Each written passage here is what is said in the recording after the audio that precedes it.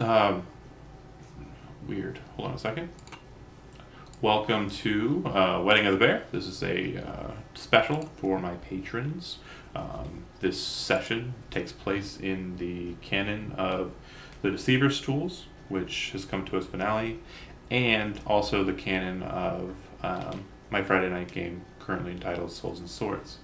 Um, that said, um, the good king Amfred Rostigar passed away, but before he died, he wished for his son to be wed to a princess of, or daughter of, House Madramic, one of the four vassal houses of the Empire, one of the elvish vassal houses. Um, Such a wedding was organized and agreed to.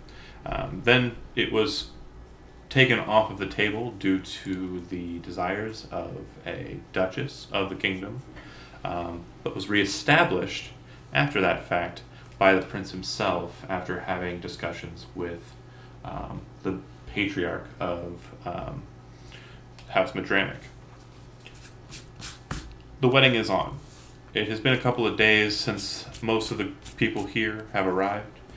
They've got to know each other, and in Rasagari tradition, Tavian tradition, the bride and the groom select 9 witnesses apiece.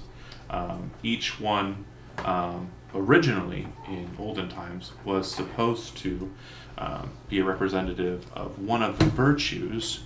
Hold on, my cat's being a piece of shit. One of the virtues of the heavens, and the marriage was supposed to be a signification of the defeat of the two, from the individualistic mind and the sins that are involved in not being able to swear yourself over to another. That has changed largely over time. The 9 witnesses now are whoever is the most important people who are willing to accept an invitation. And my oh my, has the Rastagari kingdom drawn in some great individuals. As the wedding party is basically finishing up their own readiness, getting ready, they start to hear the wedding music playing downstairs, or from wherever they're at, and basically signifying that the wedding is about to get underway. That said, each of you descend or move adjacent through the halls to the chapel, which is a antechamber off the side of the main entrance. This has been made known to you. And as you descend, I'd like for you to describe your character in as much detail as you'd like. I'm going to go ahead and move left to right, starting with Tim. I'm Ashley Cavendish III. I have raven black hair with hints of blue in it. My clothing is colorful, cut in the modern fashion, but allows free flowing, whether it be dancing on the floor or moving gracefully. I am clean cut, mildly handsome, and always seem to have a smile on my face. Very good. And everyone has been introduced to everyone, even if you are a late arriver. This individual is known as Tim. What is your character known as? What everyone would be calling. What's your name? It's also Ashley Cavendish III. Very good. All right. And moving on to Andy. So my character, his surname is Takana, and then his first name is Keishi, but it's that apparently the surname is first. So he is a North Suryujin, long dark braided hair. He's wearing armor covered in sort of long flowing robes, carrying a katana at his side. He is not happy looking. Instead, he's much more stern and serious looking. Okay. Now you would know for a wedding organization, a katana would be seen as a slight on the estate's honor to bring that into the wedding party. Typically, samurai of Seiryu have two swords, daisho. It would be more honorific for you to bring your wakizashi instead of your katana. Okay. Just a note. You have your katana in the household. You just wouldn't bring it with you to the chapel, is what I'm saying. I understand. Definitely. I had no idea. No worries. You would definitely have a weapon. Just Okay. Yeah. Because weddings are where fights happen. Joe. They are. I am Vash Tanarada. Those of you that have been here for multiple days, I'm sure we've had at least one conversation, if not multiple. Character loves to talk. He's very social, very bougie. I'm wearing some really fancy, bright colored robes right now, covering up my breastplate underneath, an ornamental breastplate, very like gaudy and over the top. In my downtime, you've seen me playing random ass instruments just to pass. Seems pretty talented in doing that, but he boasts about a dance of axes that he does that is unrivaled.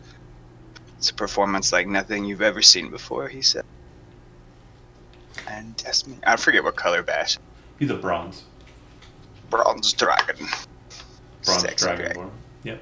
And just a real quick catch up. Ashley Cavendish has signature slight pointed ears of a half elvish individual. It's very noticeable. And Takana Keiichi was Seiryu, so human. And Bronze Dragonborn, Bard type. Then Kevin. All right. My character is a halfling. He's pretty small, you know, like actually, let me say this so I could. He is about like 3 feet 2 inches and about 42 pounds. So other than that, he has brown hair, blue eyes, keeps his hair kind of short. I don't know if he would be able to, but if he would be able to, he would wear his very ornamental, shiny, and yet functional mithril plate armor. Would he be allowed to wear that? Armor's fine. All right. He is a worshiper of Gemwich, which all you guys would know probably is the god of the halflings. And he also likes to talk a lot, so he would probably be talking to everybody who would want to talk with him. He's very kind, very social. If he would be allowed to, he would bring in his rapier in a sheath. Would he be allowed to do that? Or, No. Okay, then he would be leaving that behind. I don't know what else he has. Maybe like a dagger, if he's allowed to bring in a dagger, like a real fancy one. Yeah, that's fine. Again, like a weapon that looks like it's ready and brandishing for war wouldn't be terribly liked. So yeah, it's definitely not a scene where you want to bring weaponry. It's a wedding. Right. I mean, Right. I know we're all American except for Steve and want to bring guns everywhere, but pew pew buying America, woohoo! But some people don't bring weapons to weddings. It's crazy. Craziness. All right. These so aren't weapons, John. They're props. Oh, I didn't say my name. My character's name is Gillian Matthias Surefoot, but he goes by Gil Surefoot. So everybody calls him Gil. And he's there basically representing the kingdom of Netton, and basically Lady Ragnell wasn't able to make it, so she sent him. So Perfect. that's her proxy. And a quick notation. House Ragnell was mentioned, the ruling house of the kingdom of Netton.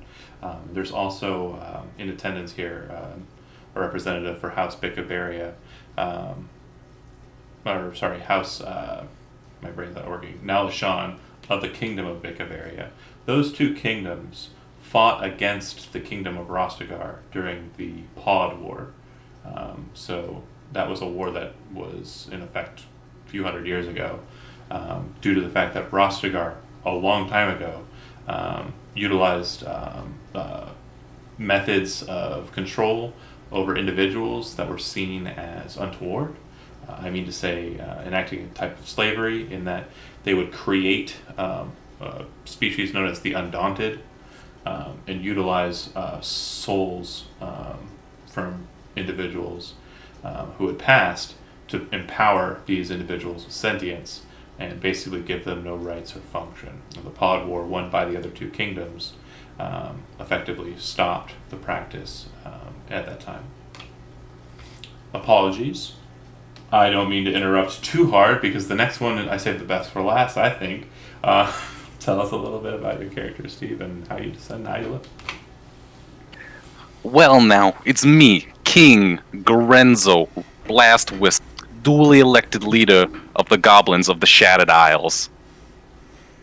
Standing at a handsome 3 feet 9 inches tall and a surly 120 pounds, this portly goblin literally floats along with his little propelled boots into the hallway, a long red and white cape trailing behind him.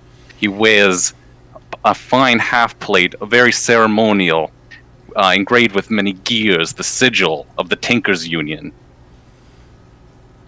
He doesn't carry any weapons, really, but he does have a coronet that he uses as a makeshift crown, and the coronet is all tiny gears that seem to constantly be shifting and moving, and there's a large alexandrite right in the forehead. And the only other thing that's of note that he really carries is what looks to be some sort of gearbox or toolbox that he kind of wears on his side. It doesn't really seem like a weapon, but anyone who's done business with Gorenzo knows that nothing he has is quite what it seems.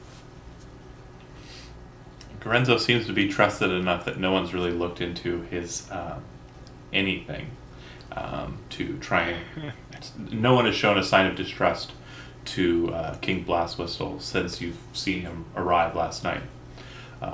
That said, very quickly we'll go over the other individuals who will be entering into the small chapel where the two will be wed. So, as stated, each the bride and the groom each elect 9 individuals to be their representatives. Real quick, I'm just going to go left to right. Just say if you're with the bride or the groom. Ashley. Bride. Keiichi. Groom. Vash. Groom. And Gil. Groom. And King Gorenzo. Bride. All right. So we'll go ahead and fill out the rest, starting with the bride. On the bride's side, besides her father, Aramil Madramic, who has been introduced to all, he is a tall, regal elf with graying hair, signs of age, which means he has lived for a long time, as elves typically do not display signs of age up into 500, 600 years into their lives. He is a very quiet individual and has remained reserved and stays pretty close in attendance with the next guest, and also seems to have a bit of a controlling aspect over his daughter. So far as you've noted, the individual that I mentioned that he's occasionally trying to talk to is the Magier of the city. Magiers are basically magical magistrates, or kind of high wizards who are kind of attending to a city and the law of magic set for in place by the conglomerate. This Magier's name is Elrith Goodman. He's newly appointed as the Magier of Rostigar, as the former Magier of Rostigar was killed. Most people presume the old Magier was killed when a very massive dragon smashed the tower of the Magier down into the ground from on high. Most people don't understand why that happened. If you've been watching the Friday game, you know exactly why that happened. The other guests on the the bride's side. Andovan Escabald is a Knight Superior of the Great Church and High Inquisitor of the Atavian Inquisition in Rostigar. He wears the Atavian knight armor, Atavian cross on his chest, and he wears a yellow cape, signifying him as a member of the City Watch as well. Then you have an elvish woman with shortish black hair. She wears very regal-looking attire. Fashion-wise, you would pick up on this, Ashley. It appears to be from the city of Talania, which is one of the last remaining elvish cities in the world, if not the last remaining elvish city in the world, in the province of Varhuin. She also seems to have a holy symbol, which Gil, you'd be able to kind of ferret out, and Vash, I think you might also have an idea of what it is. It appears to be the goddess of winter in the Witwiaven, also known as Madramic. She also seems to have a holy symbol beneath that of the goddess of the moon, Stasia, two separate deities, but both in the same pantheon. Then there is Marla of the Great Church, human woman who is the High Priestess and Hierophant of the Church of Bavaria in this city and in this kingdom. There is a merfolk individual, light blue skin, large head tail, very regal looking attire, light purples, golds. His name is Coburn Difer, and he is a merfolk. From the Dragon's Bay, from beneath the waves in the Dragon's Bay. He is the representative of the Congregation of Tribes. And then, additionally on that side, is one of the 4 dwarvish kings of this great nation. His name is Balin Brugard. On the groom side, Ryan von Dreyens, the master of the armies of Parnak, eastern border. He's Ryan von Dreyens the Ninth. Mallard Brighton, who is the captain of the watch in the city of Rostigar. Shalana Nalashan, the queen of the kingdom of Bicavaria, who I had mentioned is one of the 2 kingdoms that fought against Rostigar in the Pod War.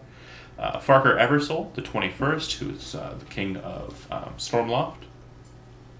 Moldor Earthfriend, another of the Dwarvish kings, and John Malik, who is the second son of King Malik of the Kingdom of Aegon. So one representative from all of the 6 kingdoms is present and in attendance. And looks like we have a full suite. Everyone's kind of gathering outside of the chapel. It looks like inside of the chapel, only 2 individuals are within. The bard, who the minstrel has not given out his name, and no one has told anyone who this individual's name is. I would say, Ashley, you would probably be the only one who knows him by name, because you're the only one who's kind of a bit of a cosmopolitan individual. His name is Nathan. He has no last name, but he is known as Nathan of the Bear. He is a bard that has kind of resided inside of the city and has basically been a royal minstrel for a long time. Some people say he's had the honor of training under some of the greatest bards in the lands, having received training from Zelbor of the city of Netton, having received training from some other individuals of note that I can't remember off the top of my head. And the judge, standing at the far end of the chapel. If you look in, you see green armor just standing at the back end. Full plate, completely just like a set of armor with glowing emerald eyes inside, and the only bit of flesh showing being the mouth of this individual. Everyone knows this individual as Adrian Vaticus. He is the Margrave of the Kingdom of Rostigar, and he's also known as the Bloody Judge. It doesn't look like the bride or the groom are visible at this time, but you start to move in. You have your assigned seating, of course, but there is kind of a moment here where people are kind of talking amongst themselves. I'm just going from left to right, or if anybody wants to interject and try and form kind of like a duo or trio, what have you amongst yourselves, just let me know. Tim's leading with you. Anybody in particular that you see here that you want to talk to?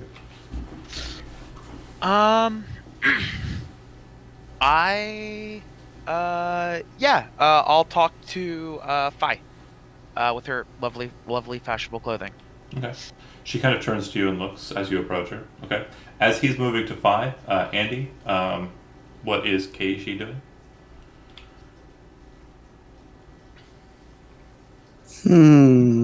How about talking to Kevin's character? Okay. Moving over to the halfling. All right. So I'll go ahead and skip Joe for a second. Gil, you see Keiichi kind of approaching you. Are you going to do the kindness of talking to that individual as they come to seemingly talk to you, or do you have someone you want to talk to besides? No, I would definitely talk to A kindness. Keiichi. Alright. Yeah, Keiichi. Yep. A Yeah, kindness. sure. I'd talk about his empire and all that stuff. All right. Bash, as I mentioned, Nathan, the bard, is playing a bit of music. So he does look like he's indisposed. I just want to make sure that was clear. But anybody in the wedding party here that you're interested in speaking to? I just kind of keep watch Nathan and his like. Okay. Yeah, he seems very skilled. Very, very skilled. Let's see. Make a perception check.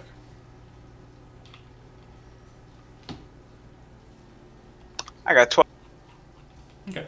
Well, yeah, he seems to be very, very fast-fingered. Like he's playing the lute, but you notice that there's some sort of percussion, and you don't know where it's coming from until you watch for a little longer. And you notice that he's using basically the structure of the instrument basically as kind of like a tapping point and creating kind of a percussion amidst rolling his fingers through the strings. It's very interesting, and it seems like it kind of creates a situation where you think you're listening to multiple players, but it's just him using the entire instrument for the purpose of music making. All right, and then Steve, last but not least, you float into the room. Any individual you want to move to and talk to individually, or? It's just from like the people here, or just gonna be like anyone? The people, not just the party. You can talk to NPCs as well. So I'm thinking that Gorenzo is probably looking for someone who he isn't in their pockets yet. Kind of like he has like trade with them hasn't really been as strong as he'd like, so he's kind of looking for maybe someone from a farther off land than Parnak or somewhere where he's not adjacent. Okay. You know, kind of just to smooze them a bit and expand his influence a bit. The one face you wouldn't immediately recognize would probably be Phi. She seems to be an outsider entirely. Vash is also a bit of a conundrum to you, as many people don't see representatives of the Council of Worms. It's the very first time you've ever seen one. And he seems to be watching the bard pretty intently. I would say besides that, the second son of Malik would also be important. And Phi is Tim. Yeah. And, Tim is Ashley talking to Fi. oh, okay. Right. Is Ashley's a man or Yes, okay? But Phi is a girl. So I yeah, believe. Ashley, as in like Ash from Evil Dead. Pokemon? Evil Dead. Okay. Or like Vagrant Story. Or like Vagrant Story. Also a good choice. All right. I'll kind of float over and kind of try to interject myself into their conversation a bit. You know, as he floats over, Grenzo kind of licks his hand and slicks back his hair a bit when as he approaches to talk to this woman. Kind of goes over and says, "This is looks like it's gonna be quite a shindig, I thinks." Basically, as you're about to say something to Phi, the goblin floating around interjects. She kind of looks to you both kind of dismissingly, and she seems to be standing just right at her chair as you kind of move to speak with her. She looks to you. and looks to Ashley. Doesn't seem to reply. Hi, King Gorenzo, was it? A pleasure to get to talk to you some more. I was just about to ask Lady Fi about how things were going from our fair city. It's been a while since I've been there in trade. Oh, I'm very curious about that myself. I've never met Miss Fi here. And what city is she from? She speaks Talanya, but I've only just been there for a few days upon returning from the capital city of Osiria. She strokes her chin and kind of looks at Ashley. I was busy in Osiria murdering the Mazier, she says loudly, and you see the Major Goodman kind of turn and look over at her. Oh, wow. That seems like quite the task to take on. Sure. Yes, right bloody work that. I have to ask you, ma'am, what is your tool of choice in that kind of work? I wasn't allowed to bring my implements with me, but I am a servant of the goddesses. Death was something that individual tried to avoid for a time, and me and mine were able to bring it to him. Well, my lady, if you ever find yourself in a situation like that again, the Shattered Isles could maybe provide you with something to prevent you from getting your hands dirty. We have all manners of She interjects. weaponry. I'll stop you before you get too far into your pitch. I hold no political importance, nor do I have any lands or any coin. I was sent here because no one else from the city wanted to come and see this abomination.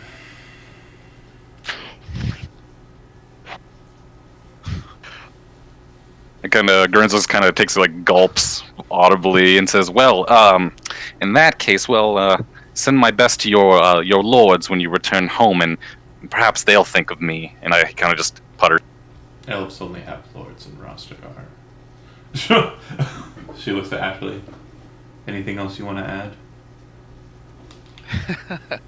Well, surely, what makes it such an abomination? The concordant of the Aetan was that elves would return to the Feywild and to their own places. The last bastion we were allowed to hold by this right was the city that I come from. House Madramic has steered away from that, as have the other 3 vassal houses who claim to be children of the goddesses. And so, it is not something that we aim to do in allowing for political alliances between us and humans. And the reason for that is as age as old as it can be. During the War of Sword and Serpent, we were seen as conquerors, tyrants, who used human as fodder against the dragons and demons we fought against. Most people think that that is a over-exaggeration, but from my teachings I can tell you that it was an understatement. She looks over to Marla, who's kind of off talking to Marla being the high priestess of Averia, kind of talking to the merfolk individual from the Dragon's Bay. She kind of looks over to Marla, the saint of Averia that humans so proudly worship, was taken up as a god, as a act of defiance. Many traditions of the elves don't hold the same regard, and we still refer to him as nothing more than a saint. The only honor we're willing to give something that's deified. So, I say it's an abomination because it's an affront to the agreements made by our forefathers, by our ancestors. Well, I'm sorry to have made my abominable presence in your company, but it was a pleasure chatting. No worries. She sits. And then after that, I sort of scurry after. Make a perception check.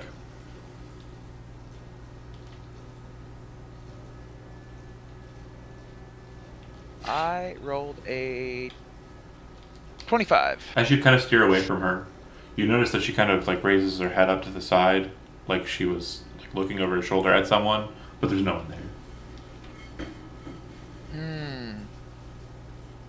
Interesting. Wow. All right. The goblin and the half elf have been stirred away by sassy sass. Miss Buzzkill over here. Yeah, seriously. Vash, Ashley would be heading after King Garenzo. Lorenzo. Okay, so you two will have a moment here in a second. Keishi, you said you were going to speak to Gil, and Gil, you said you were going to receive him. Engage. So Keishi would look the halfling up and down, sizing him up as it were, and would say something like, "I admire your armor." What would lords call each other? Would they call each other lord or sir, or what's the honorific? It depends on who you're talking to. God. Just like as a static, Lord is fine. Okay, so I'd say something like, "I admire your honor, Lord, your armor, Lord. You look like someone who's seen." Yes, I've seen my fair share of battles, but it seems mostly these days I'm just going around and making alliances and, making peace and treaties, and, that's much better in the long run. All this bloodshed. Yeah, there is wisdom in what you say. You seem like a serious person. And then he looks towards Ashley, not like that, Dan. As he kind of points over to Ashley, you see them kind of basically being kind of dismissed effectively by the Lady Five, who's now sitting down. Gil, you kind of look over at her, and you get this weird vibe because you see her, and then you see what appears to be kind of like a phantom figure behind her with its hand on her shoulder. But only you see it. It doesn't appear that anybody seems to be reacting to the fact that there's this phantom humanoid with its hand on her shoulder. Now, would I know, is that like a religious thing that I'm really significant? You feel like there's something that's kind of slowly tinging at your divine sense. You feel like if you activate your divine sense, you may more clearly see what it is and identify what it is. Would that be incredibly rude in a social situation? The only individual who might take notice is the only one who's watching the entirety of the room, which would be the bloody judge at the head of it. Everyone else seems to be kind of engaged in their own matters. If this individual you're speaking with has any offense to an individual using divine sense in the chamber, you might want to ask for permission from the lord you're speaking with. I would say, Lord Takana. Do you happen to see some little spirit standing next to Fee?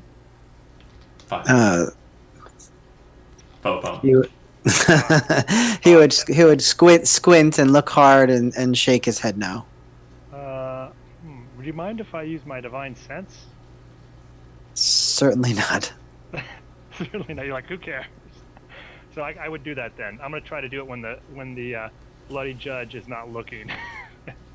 When his head turns. You use divine sense, and you immediately get a sense of something between a celestial and an undead.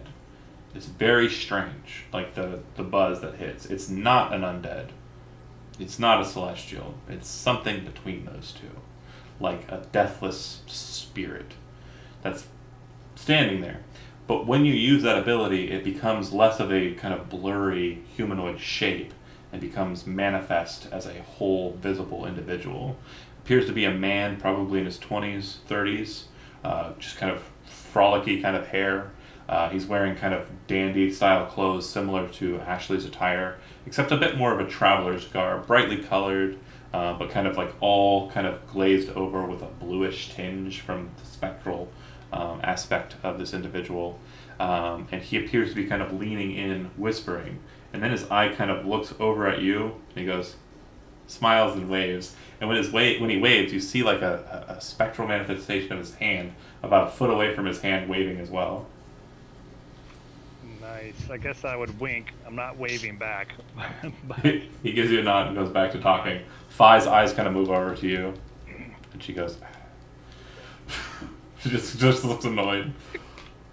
I would say, Kishi, that one over there is a strange one. In looking over there, what is she wearing? Does she have a weapon? Does she have it? She does have a weapon, but it's very just kind of on her belt, not very noticeable, and it's just kind of like, it looks ornamental. But you kind of focus in on it. It appears to be a jeweled handled dagger, and the blade is naked, not covered in sheath. It appears to be made completely out of crystal.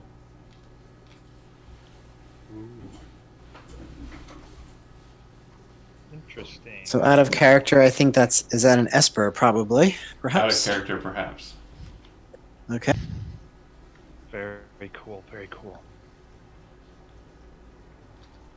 So, Okay. you know what? I'd like to talk to Shalana Before you switch, Elshan. before you switch parties, you're heading to Shalana, and then Keishi, are you heading in a different direction? No, I just stand by and look. Okay, kind of like reverting back to keeping an eye out. Okay. Yep. I believe Ashley was intercepting Gorenzo. King Grenzo, I did want to speak with you as well. I am just so impressed with all the wonderful inventions that you have invented for the city and the world. Real quick, as he's kind of speaking loudly, Vash, he's like literally right behind you, kind of loudly, kind of just talking, and it's not really helping you hear the music. It's like this guy is just kind of yelling at this goblin, like right behind you. It's really aggravating. Lady, you mean? Ashley, right? Ashley is a male. Oh, is it? Oh, I'm sorry. Yeah, Ashley, like Ash Ketchum, Ash from Evil Dead, Ash from Vagrant Story. Yeah. Well, I mean, I'll just kind of glare. Just kind of give him a glare, like. Oh, apologies. I would hate to disturb someone enjoying Nathan's performance. First time you've heard the bard's name, by the way, Vash. Okay. Nathan. So as Grenzo turns around, she wasn't before, but as it turns out, you notice now he's wearing a pair of crystal glasses, like little spectacles, and they kind of like at the end of his long pointed. And he seems to have like a little spanner, like a screwdriver, and he's tightening a bracelet around his wrist. He's like, "Oh, I'm glad you enjoying our inventions. We do it for the world. We just want the world to be a better place for everyone. That is the goal of the Shattered Isles, and I'm so happy that you are enjoying them, my friend." Might I inquire about what your distribution's like? Do you have any issues getting where you need to get them, expanding the market and whatnot? Yes, actually. Anywhere there's a sky rail, no problem. It's fast. Beyond that, though, it starts to get a little hairy. It's hard to. Our goods are very high quality, very valuable. So when we have to start putting them on ox carts to transport them far over land, when there's not a train or something, we do have problems with vagrants and bandits and such. We are losing products to these farther off lands. Which is why I was trying to make a connection with Miss Fi over there. We're trying to expand. Yes, she didn't seem much into talking right now, but if I may, and seemingly out of nowhere, sort of flourishes out a card. Maybe inquire after us, the Cavendishes. We hail from Stormloft, but we do have roots all over the continent. We would gladly maybe help you find ways to get your goods where they need to go. Real quick, before you reply, just knowledge you would have. Stormloft is the northernmost kingdom that is actually attached and connected border-wise to Varhuin, the province that Fi hails from. There's a region in between called the Galatia region, which is pretty treacherous, And some of your wares have made it to Stormloft, but you are not as big in Stormloft as you are in Rostigar. That's all. Go ahead. A noble family of Stormloft, that is a connection I would like to make. And you see Grenzo kind of reaches quickly into his toolbox and he pulls out a small gear. And he says, here, let us exchange cards. And it just looks like an ordinary metal gear. He says, here, if you click the center like this, and you click it and a little projection pops up. And it just has Grenzo's information and like some numbers and ways you can reach him. And just very basic like stuff you would find on a business card. It says, Yeah. Ashley is completely like fascinated, like, that is magnificent. We might have to put in an order ourselves so that we have those for our own business greetings. It's just quite the effect it brings. Oh, these trinkets, very simple. We can make these en masse. If you have never been to the Shattered Isles, I would highly suggest bringing your family, your wife, the kids, get on a Skyrail, come. It's just technology, inventions, goblins everywhere. I am here with my siblings. Perhaps we will send word back home and maybe take a trip there after this wedding is over. Oh, fantastic. I'd be more than happy to have you on my return with the retinue. I brought you guys. You can join us. You'd be my guests of honor. Oh, thank you so much, King Gorenzo. I do not have the words to say how appreciative I am. The music stops. It looks like Nathan stands up and kind of moves away from the party, kind of leaving Bash kind of down. The others kind of go quiet as well, and it seems like they're all quiet. And the judge, basically without any rhyme or reason, says, "Please be seated. The wedding will the wedding will proceed in short order."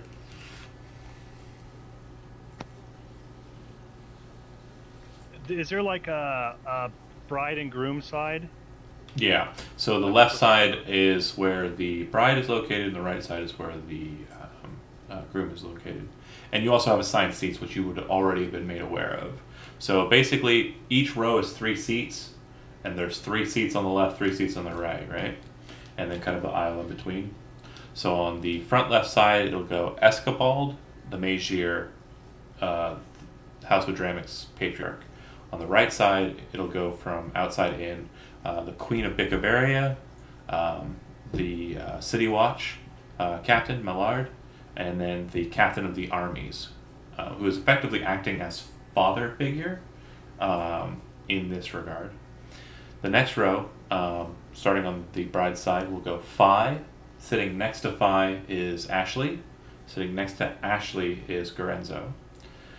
On the opposite side, you have, going from outside in, it looks like, hold on a second. It looks like it'll go Gil, Keishi, and then Farker Eversoul. And as he sits next to you, he kind of gives you kind of like a look of kind of just, you feel like he feels slighted that the Queen of Bickaveria was placed in the front and he was placed in the second row. You don't know why that's the case, or why he'd be offended by it. And then in the last row, on the bride's side, you have Marla, Colburn, and the Brugard. And then on the other side, it'll go Vash, Ryan, and Earthfriend. So you're all seated. It's pretty quiet. That said, starting with Tim and moving along, you're sitting next to Phi again, and you're also sitting next to Gorenzo. I'm assuming there isn't much conversation beyond what's already been had that really needs to be kind of brought up there, correct?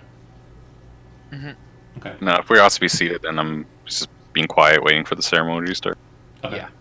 And then, Keishi, you're sitting next to Gil, who you spoke to, and Farker Eversoul, the 21st King of Stormloft. Wow, fancy. Do you have any, do you want to whisper anything to him? Talk to either?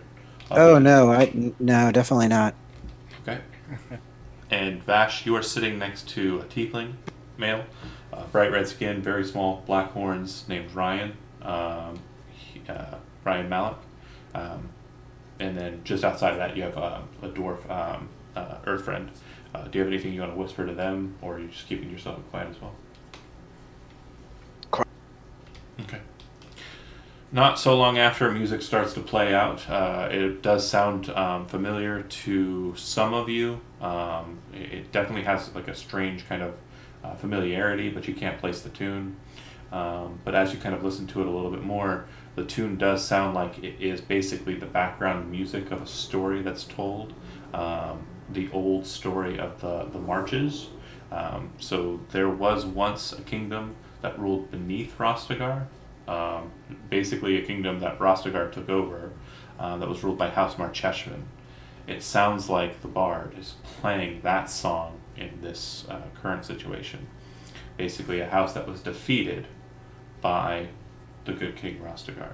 And it seems he's playing it loud, very loud, compared to what he was playing before, which is kind of background tunes. Doesn't seem to affect anybody. No one seems to notice. The only people who kind of note that that's a thing are Vash, and if any of you are trained in history, I guess you would also kind of pick up on that. I was going to say Ashley, probably. Yeah, I believe I am. Good kids. The next thing that happens is the bride walks in. She is wearing a stunning, just pink and white gown, very massive veil. She doesn't have a massive train behind her, but her sleeves go all the way down to the floor. She looks very regal, and this is the first time you've seen the bride outside of like her normal kind of council.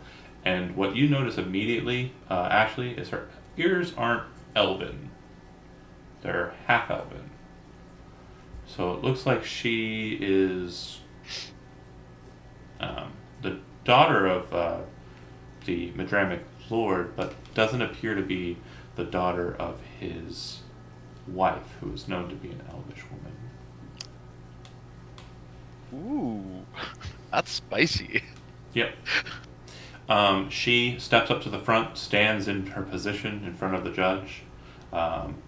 The judge places his right hand off to the side, and at this point you notice that she kind of reaches her hand into his palm, ferrets something out of it, kind of holds it in her hand. Seems to be holding it in her left hand.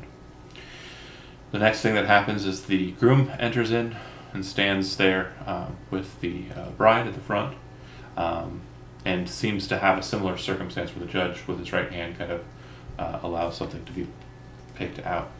The ceremony, most of the words, most people don't really reflect on them. Nothing that is said by the judge breaks with tradition or is outside the norm of what you'd expect, relating to the virtues and the abhorrence of the sins that these virtues are set to overcome, the defeat of this of wantonness from two individuals by their union, and basically the oneness of two souls eternally together through this matrimony.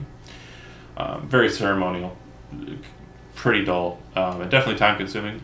And a short while later, you note that they finalize the rites, and there's a point where the judge asks the basically a typical Rostagari wedding. You've got the witnesses situation.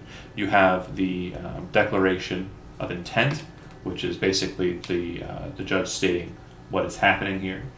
You have the affirmation of union from the two parties, who basically are stating a recited line, effectively vows. And then at the end, you have the challenge.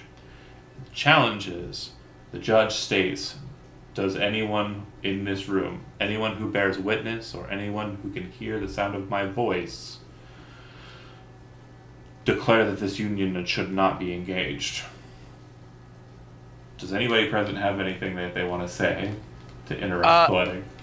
So, by all accounts, that the prince should have been marrying, like, daughter of king and queen. So, or elf lord and lady, not like lord and. Who knows who else? Again, you go ahead and make a history check. See if you can pick up on what I'm putting down here. Oh, please get that nat 20. And that is a 12. You don't know enough about the lineage of the prince, or of the prince's bride to be, to basically make an affirmative affirmation or affirmative statement as to what's going on here. Alright, I would not interrupt such a lovely occasion then. Okay. Does anybody have insight trained? Yes. I do. Yes. If you are trained in insight, what you'll notice is as the challenge kind of sits and lingers in a quiet room, you'll note that she, having already kind of gone through the process, is holding the ring in one hand, and her other hand is off to her side, but it seems she's shaking a bit. It also looks like her fists are clenched. He Nervous. like he's just kind of casually, taking this in stride. Like he's not terribly unfamiliar with being in a room filled with people. But she looks like she's, if you're trained in insight, you would note, she looks like she's upset. She's not happy.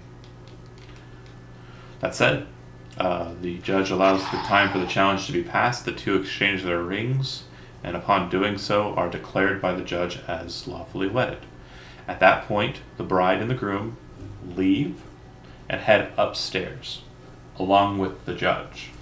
You know at this point, you all would be entering into the main hall, and basically would hear from the balcony above you the declaration of the union out to the people who are basically awaiting that statement from the judge. You'd also note that there's a table that's been set up between two sets of staircases that lead up to the king's kind of palatial kind of area. The table has basically been filled out with refreshments. Very, very, very nice looking refreshments, but a manner of food that doesn't look like it's something you'd eat at a table. However, there are a couple of tables that have been positioned in the chamber off to the sides. That said, as you're standing there waiting, you hear from outside basically a finalization of the union from the balcony. You then see a bouquet of roses kind of fly out into the crowd. Looks like someone catches the roses, kind of brings them to themselves.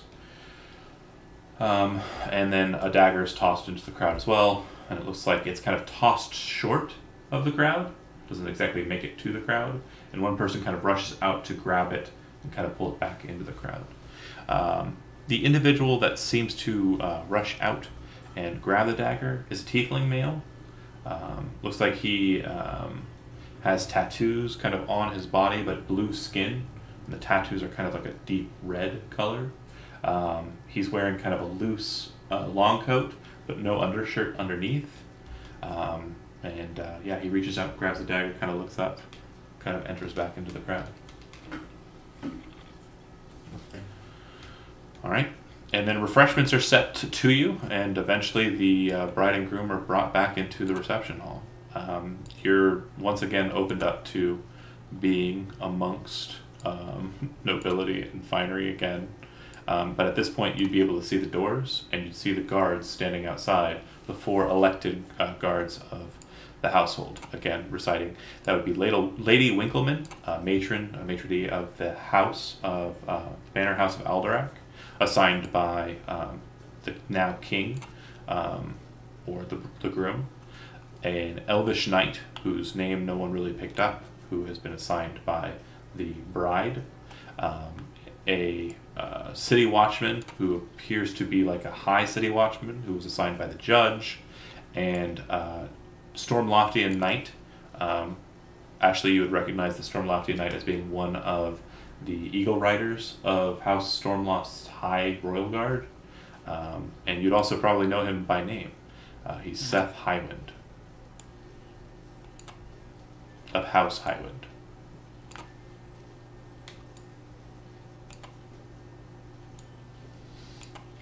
All right, so same situation, kind of opened up to a social situation.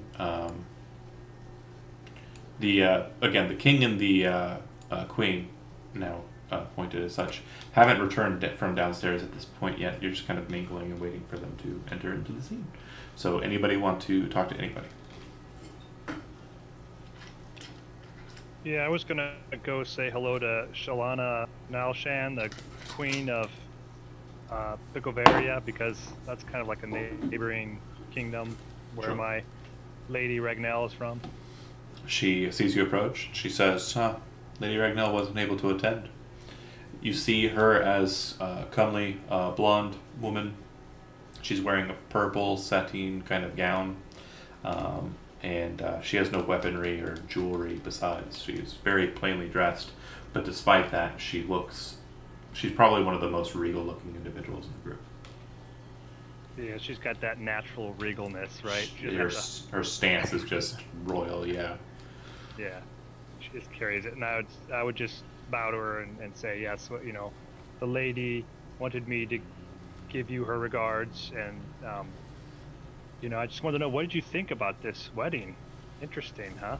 Of course, I was interested in coming, more so than your queen, to make sure that the union went off without any problems. It is a good union, and I'm glad for it. I don't think the boy will, by any stretch of the imagination, match the merits of his father, but this is a good start. Yes, that is a very, very big shoe to fill, Of course. and you know, don't know if he will be able to either. I guess we can hope. That's all we can do. Alright, True. let's see. Anything else? Sorry, not to cut you off. Just No, I could get cut off. That's good stop. Yeah. Spot for that. let's go left from Kevin. Joe, Vash kind of entering the scene. Are you wallflowering it, moving to kind of a position, or are you trying to mingle? What was that you cut off with? Are you wallflowering it, or do you want to kind of move into the throng and mingle? I want to mingle. I don't know with who particularly. Just pick somebody at random. Gorenzo. Alright. Goblin King, you see that the Dragonborn from the Isle of the Worm is approaching you. Do you want to engage with him, or are you pressed on someone else? If you're, Gorenzo's actually currently engaged with the food. But yeah, if the dragon, he, like I said, he is quite having opulence to him, and yeah, if the dragon ward approaches, as Grenzo turns around and sees him, he can almost like coughs a bit of like chicken kind of falls in his mouth, and then you see this mechanical arm with a hand on it that was holding a glass of like champagne, like brings it to his mouth, and he quickly, my lord, I'm sorry for that. I'm it's in the throes of feasting. How may I be of service? That gravy all over your shirt. I can see that. Quite a spectacle, huh? The wedding. Yes, a little long-winded for my taste, though. Goblin weddings, it's more about the old slap and tickle, if you know what I'm saying. But another strong marriage can only be a boon for Parnak and her ally. I don't know what you're saying, actually. I'm not too familiar with goblin culture. I've, in fact, never met A a voice goblin king before. comes from behind you too. It says, he means getting right to business. Isn't that right? And you see Nathan kind of approaching. Exactly. It's I think the Humies they call it a betting ceremony, something like that. Not in the southern lands. The bard says. Commencement, I see. We don't get too much. We don't hear too much from you folk over in was it the Dragon Isles they call it, or Seused. Say. in Seused. It's actually quite a pleasure to meet you. Yeah, and you as well.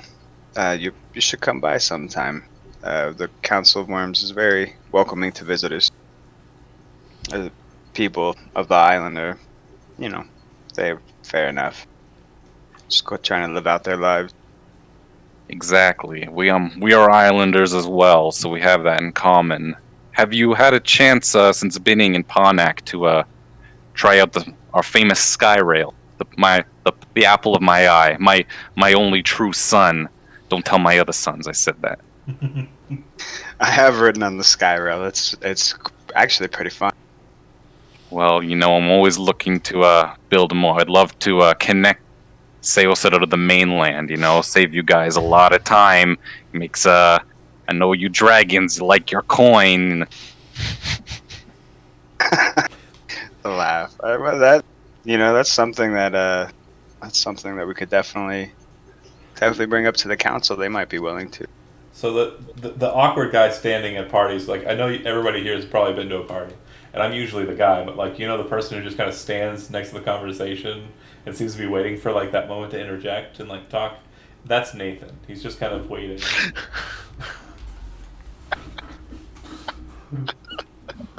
He seems to be more focused on Vash than Grenzo, but yeah. What's happening, Nathan? You were watching me playing. I saw you perform an axe dance a while ago. I've never seen a sequel. Is that something that's taught out in the Dragon Isles? Well, I did learn from a few of the greats, but the axe rendition of the dance is something I was self-taught, something I created on my own. Well, I'd very much love to learn it if you're willing to teach it. If not, I completely understand, and I apologize for speaking out of station. Well, I could show you, and you're more than welcome to try to keep up. How long do you plan on staying in the city after the wedding? Or are you heading back to the Dragon Isles immediately? I mean, I really like Rastegar. I was planning on checking out the city for about another 6 days. Very good. Well, if you don't mind, I can show you around, and in the evenings we can spend a bit of time learning a bit more about that dance. Sounds good. In exchange, maybe you could give me a few pointers on a couple of these instruments. Oh, not a problem. That sounds like more than a fair trade. As you're kind of speaking, Gil, did you went to Shalana, dealt with that, and then Andy, you said you were kind of just basically wallflowering. I haven't said yet. Okay. I haven't said yet. Do you have a plan? I would like to. Yeah, how about Elrith Goodman? Okay. You walk over to the Mazier, who seems to be kind of off to the side, annoyedly talking into a stone, and then he pockets it and kind of looks over to you.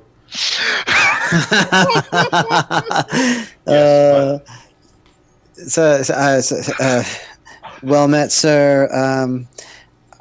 I hear that things have been a little chaotic in the tower of late.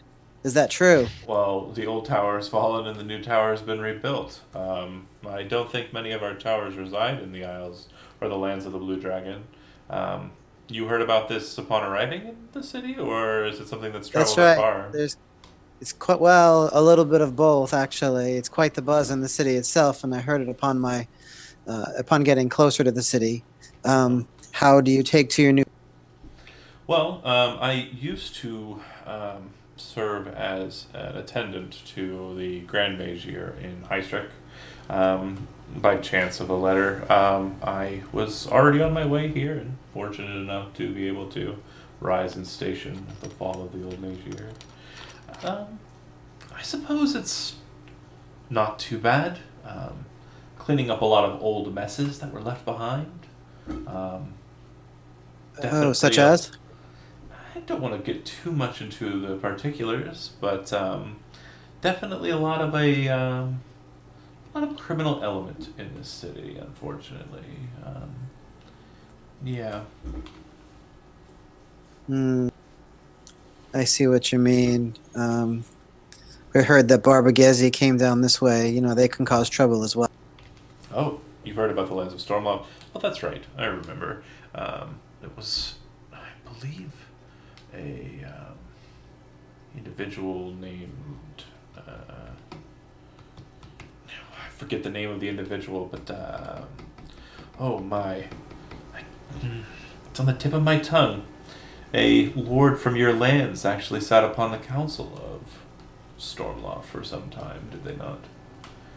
I wish I could remember their name.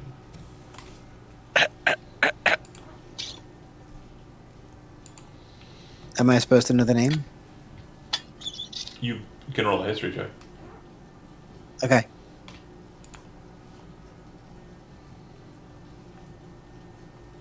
$24. It's pretty good. You think about it, and you're trying to remember the name of the individual, and like me, you're having a problem passing through notes. Hold on a second. Okay. I got you. Let's see.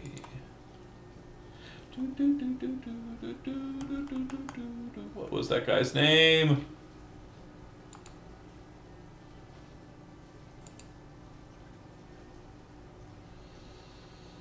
Kotoki Mori, right? Kotoki Mori was one of the members of the council who came from the lands to the east and basically created a name for themselves in Stormloft. Okay. Another interesting connection is, from what you understand, Kotoki Mori is the descendant of an individual with the same name, basically taking most people can take the name of honorable ancestors of their own, and Kotoki Mori was said to be one of the great heroes of the dynasty of Hyuga. He fought alongside heroes that you're very familiar with, such as Shinakuma, Hiro Kaori, Yako Seishan Tsubeta, and Kenji Hattori. Oh, okay. And for Joe, he was played by Brent. Cool. Okay. I guess that's kind of what I would want to say. Okay. Yeah. He kind of acknowledges that, and he goes, that's right, Kotoki Mori. Anyways, we don't have a mage here in Stormloft. Do you have any political connections with anyone still living in Stormloft of the Kotoki clan? Would I? Not that you're aware of. And so I'd say not that I'm aware of. Well, you have the ear of the Emperor if they sent you here. We'd be very pleased to get an audience with members of that family in Stormloft, or perhaps the Emperor himself, but I know that's asking a lot.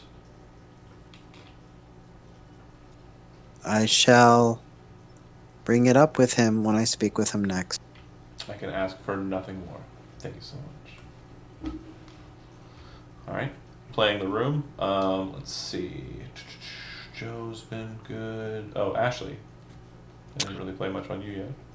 Yeah. Here's where I put my foot in my mouth potentially. Oh god, I can't wait. Would it be noticing her like shaking of her hand and all that, and like not really maybe for all of this? Would it be considered socially improper to just sort of like gently broach it with Aramil? Be like, is everything okay? Like. Do I get a sense that I should probably just leave that alone, or go ahead? If you broach the question to him, Aramil kind of looks at you sternly. But like, very like, is everything okay with her? Come with me. Is how I'd sort of phrase it. And he says, come with me. And seems to wander away from the chamber and head back into the chapel. Mm-hmm. No one remains in the chapel. Everyone's left it, and you're ways away from it. But Aramil walks in there with you, and he says, you noticed? It was that clear? I mean, I am more perceptive than most, but yes, I did.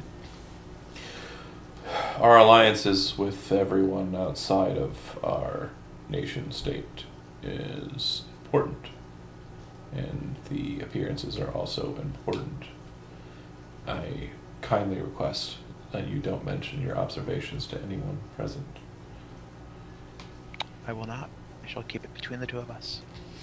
Cavendish, was it? Yes. Seems that the Emperor has a good eye for good eyes.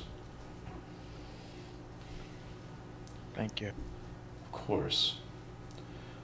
I suppose I won't leave it to too much discretion, keeping a veil over one's eyes when their eyes are so keen is sure to end up in ripped rags.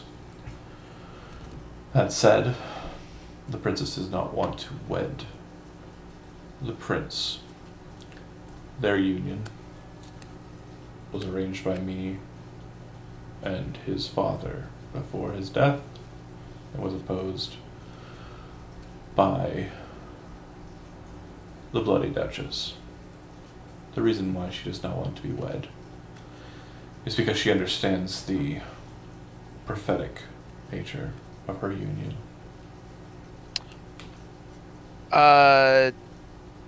Would I know anything about anything prophecies like in Make an Arcana my... check if you're trained in Arcana. Oh no, I'm not. So I would ask, I'm like, what prophecy is this? It is said that the goddess of the moon walks the world, that she is out and about, breaking the covenant of the Ascended. Our astrologists have learned that a great alignment will be happening today. Their union is an attempt to stop that alignment. Our hope is that the purity of Amfred's line and the same line being reintroduced as a bride will hopefully quell that matter. I doubt it will work. So does she.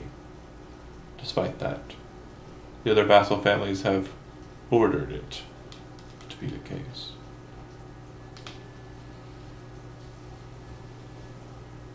Well, I pray that this does have some effect to stop this alignment you speak of, and that she may find happiness, if not now, in the future. Of course. As you are inside of the chapel, as the Goblin King is basically eating a bit of food, Vash is kind of having a short kind of bromance with Nathan, and also kind of picking a bit of the food. It is really tasty stuff, by the way. Gil is kind of speaking to the Queen of Bicavaria, and kind of ending that conversation, looking around to see where he kind of might move to, and the Major Goodman basically just kind of talking and seemingly trying to get political connections with House Takana and the Emperor and House Kotoki. As this is all kind of happening, you hear a loud scream come from upstairs. A very kind of just silent, or kind of silencing scream come from upstairs. And as the scream kind of unfolds, you notice that the four guardians of the house kind of draw weapons, brandish weapons, and start moving into the throng. It looks like Lady Winkleman, the matron of the house, is brandishing kind of a long dagger, long knife, and she yells to everyone, "Be calm, stay here." And the four of them kind of move away from the group, heading towards the stairs that lead up to the balcony. That said, do you take their command? It looks like everyone else does, but you see that others are kind of engaging in specific activities as this happens. I look to Lord King Arabelle to just see the expression on his face. Like the minute the scream went off, like I look at his to see what visage I see. It's like gravity just takes hold and it just becomes kind of like a somber, kind of saddened face. Ooh. I say to him, if you wish it, I shall see what I can do. He just kind of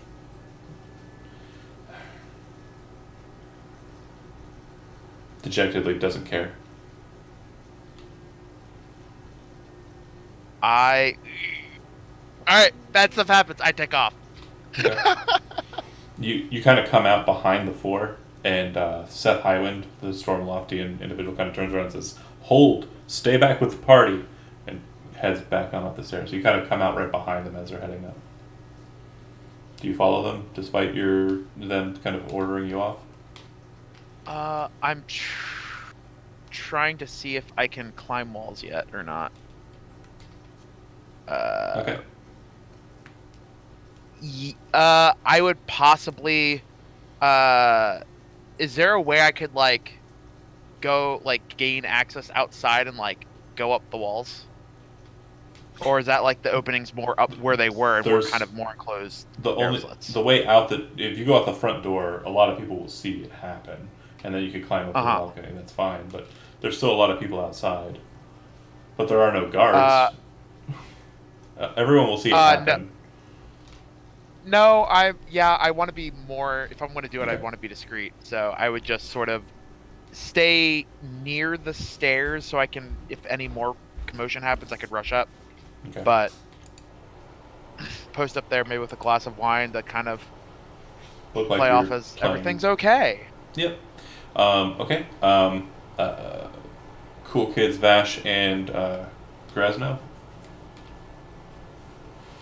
Hearing the scream and kind of the rush, Grenzo doesn't look like he's kind of making any real like moves to like arm himself or do anything. He kind of puts the plate and the glass down, and the hand kind of retracts back in the toolbox. He looks like he kind of whispers something to him, and he kind of just says like, "Rattle trap, get out here. I don't know what's going on." And I don't know if anyone's super perceptive, but this tiny little automaton, which is like a ball with two little trapezoids on its face, and two little legs, kind of climb up. It just kind of sits and mounts on his shoulder. Its head just kind of looks around, just like, just hold on, just don't do anything. I'll let you know. Nice. And Vash. I'm big chill. Okay. And Keiichi. Yeah, seeing something is wrong, he would go straight out to try to find his weapons. Okay. So you know that you are one of the earlier arrivers, so you're actually on the ground floor. Your room is not too far from where you're located. Hold on a second. Did the map change? Turn to black, and I'm trying to find if there's a spot. Looks all black to me. It's all black. Okay, hold on. That is my fault. No worries. So my character's lawful good. He sees something wrong. He's gonna try to address it right away. Of course.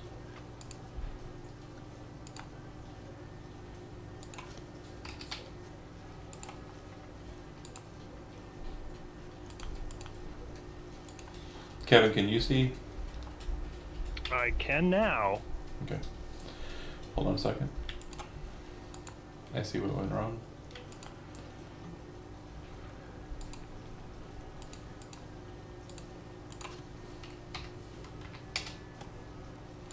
Joe, you should have sight as well.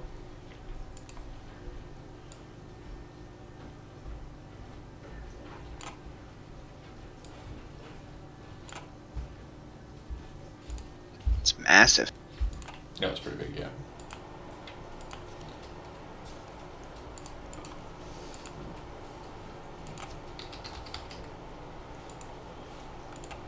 And Steve, you're good, right? Oh yeah. Oh wow. Uh-huh. And then just Andy, right?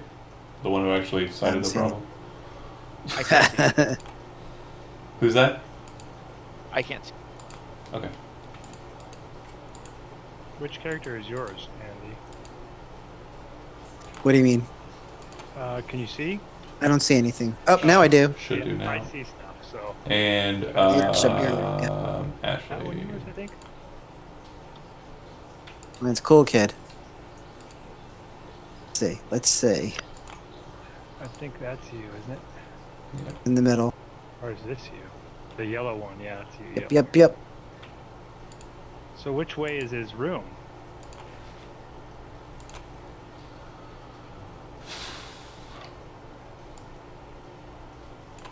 Or the room with the weapons? Okay. So if you go to the right, straight on, You'll note that there is a chamber on that's kind of conjoined here on the main hall. That is where Yeah. yeah, the Tucano location is at. Please don't add hit points to your token. Okay. Never mind. Thank you. So I get my stuff and then go back. Okay, hold on a second. You're going for your weaponry. Yep. Vash and Gorenzo, what were you doing? The thing and Vash, you were saying, what were you doing? I'm just peering, scanning the room, looking. Okay. Make a perception check.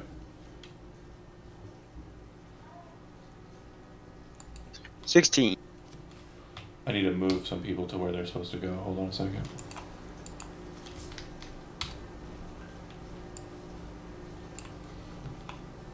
Mm-hmm.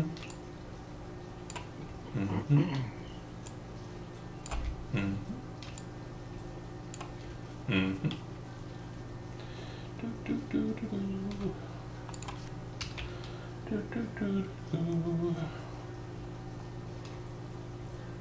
And the halfling was talking to the mage here. I wasn't talking to the mage here, was I? Oh no, I don't that's think right. so. The halfling was talking to Zeham Shalana. I had broken off from last person I remember talking to. Yeah, The queen. but then I broke off from her. Yeah, you would have been breaking off about the time the scream happened. All right.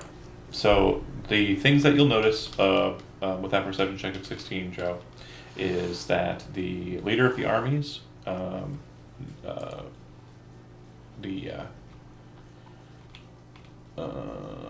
brain, Ryan von Drans, he's not present. The judge is not present, but he went up with the couple when they went up. The individual of the Tucana clan from Saria appears to have disappeared when you first start looking around. The half-elf from Stormloft is missing. So is the father at sign of the scream. And it looks like everybody else is there. Now, you didn't ask me what I wanted to do. No, yeah, I hadn't got to you. Sorry. Go ahead. I was going to say, because if I saw Keshi, like, run off to get his weapons, like, I would have been of the same thought. I'd been like, oh, that's a good idea. I would have, like, ran, because it's not very far away. Well, no, his room isn't. You arrived a bit later. You're on the second floor. Ooh, that's not good. All right, in that case, maybe I would. What I would do is, like, where were the stairs that they went up? Over there?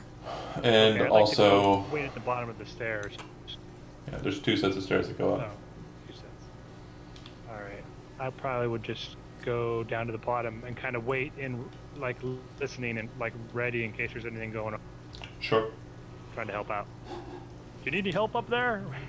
Okay. And not noticing it, but then kind of noticing it, Gorenzo and Vash, the only two are kind of paying attention to the room. You would note that the Magier pulls out that stone again and is saying something into it, sets it aside, and then walks over to Millard, the captain of the guard, and they begin talking in whispers.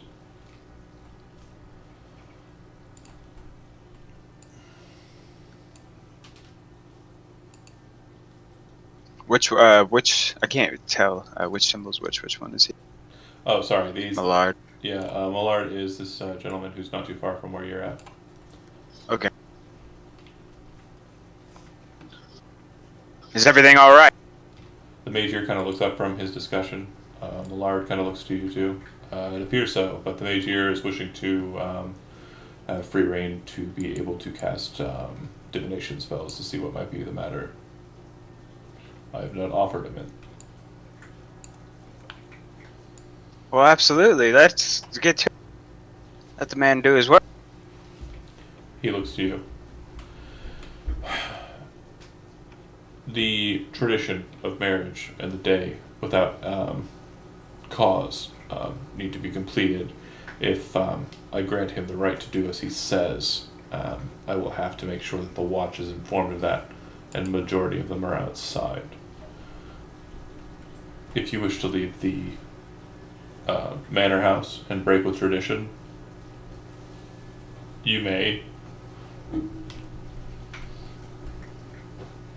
I don't know what I mean, break tradition, but it sounds like someone needs help, and he's the type of guy that helps people.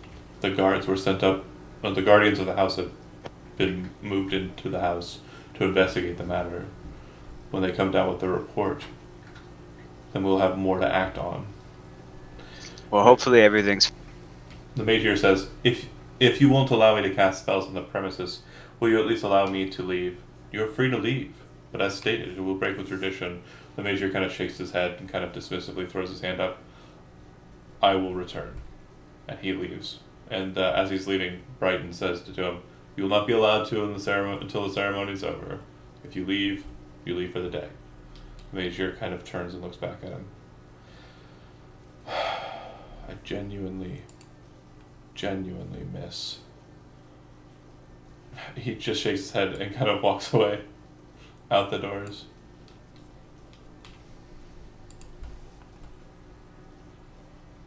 You see him kind of step out, and the throng kind of like looks to him, and then he disappears in a kind of just burst of purple energy.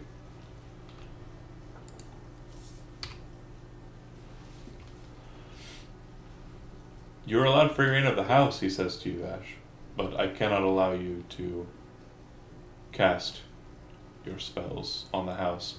Know that if you do, the Spire will be alerted, and it may have cause to complicate your casting. I mean, I just want to know what's going on. Wait until the other guards return. That's fine. All right. Any interjections there, Gorenzo? Not particularly. It just kind of seems like it's waiting for more information, but we'll kind of whisper over to Vash. I don't like this. It's supposed to be a day of celebration. It's a bad omen. I don't like it. I'm not superstitious, but I am a little stitious. Like it. I agree. Something feels off. Okay. Gil, you said you were standing at the steps kind of looking up and kind of waiting. So above you is like a open balcony that kind of leads up to the second floor. Directly above the party, as they stand, is basically just open air that leads up into the second floor, which kind of has a balcony that kind of goes around the outer edge. You would know that your room is on the western wing of the house, on the second floor, and the balcony wouldn't be too far from there. In fact, you probably, in the couple of days that you've been here, actually been on that very balcony where the scream came from. So how close am I to my room from where I am right now? At the bottom of those stairs. A few hundred feet, Like, or 100 or so feet. Let me check the Man, second floor. Hold on. I would look around a little bit and then I'd be like, oh, I can't wait anymore, and I'd start running up the stairs, Do you going to go- my room. Do you go up the stairs? Yeah, very fast, as fast as I can. Okay. So you make it to the second floor. Hold on a second. Is he running past me then, who's like kind of out there? There's two sets of steps. Oh, okay, okay. I think I took the other set. So you should be on the bottom portion of the map. Do you see it? Okay, I'm sure. I don't see it at the moment, but I have to just zoom down. Oh, yeah, okay. Mhm. Oh, yeah, I see myself. Okay. So when you get up My there, room. this is what you'll be seeing. Hold on a second. So you see how there's like the open air, and then there's the balcony to the north end of it. Balcony to the north end. You mean? Oh, yeah, I see it. Yeah. Okay. You see the four guards have moved towards the open air. I haven't placed them on the thing there. But the four guards have moved to the open air. And it would appear that the bloody judge, the one in full plate, is holding the king pressed up against a pillar. It looks like there's a laceration on his throat. and it looks like the princess is moving away from him, and the judge. Oh shit. It looks like so- Winkleman, the matron of the house, is trying to talk him Yeah. down. They're not looking behind them. They don't seem to notice you. Okay. Well, you know what? Oh man.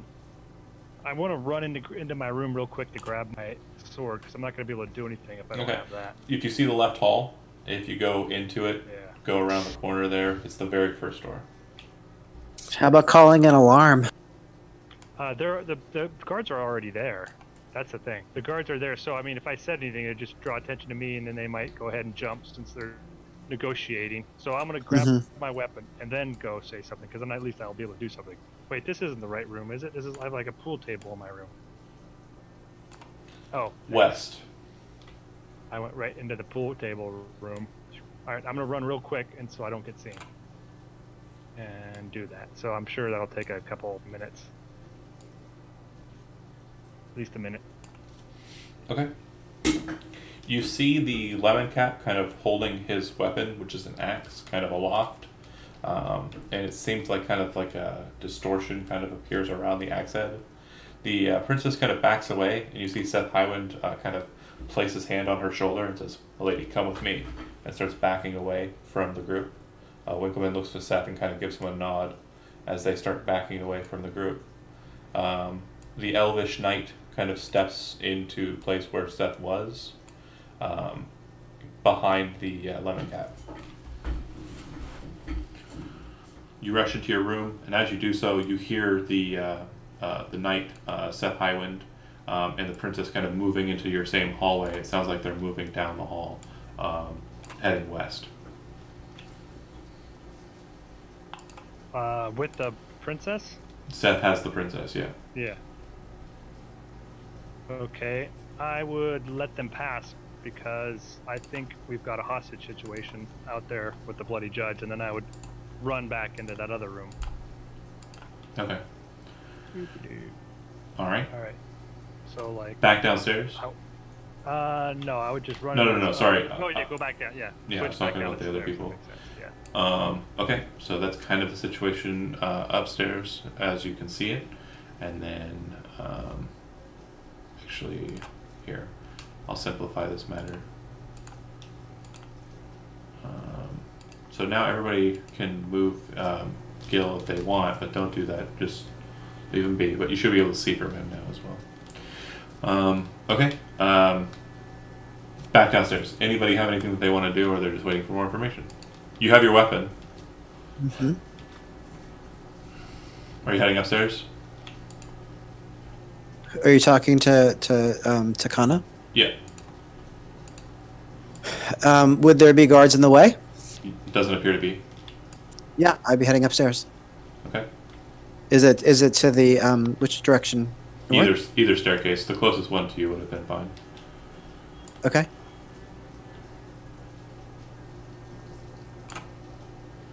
I'm trying to move your token. Hold on. Yeah, I don't know where to go. Yeah.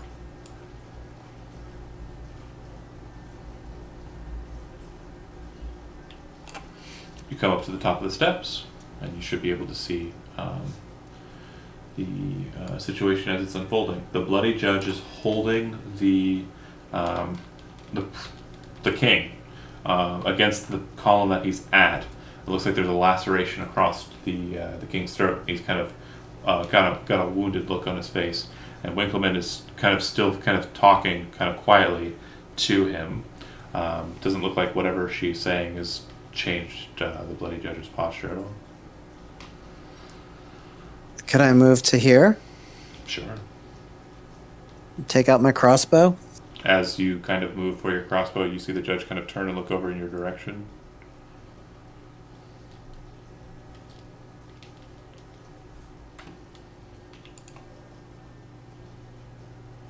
Okay. All right. Looks like he's prepared. I'm sure. Okay. Are you acting on that or no? No, definitely not. I'm just sort of seeing what's happening. Just holding your position. Yep. Okay. Downstairs again, Vash and Grenzo. How much time has passed? Minute or two.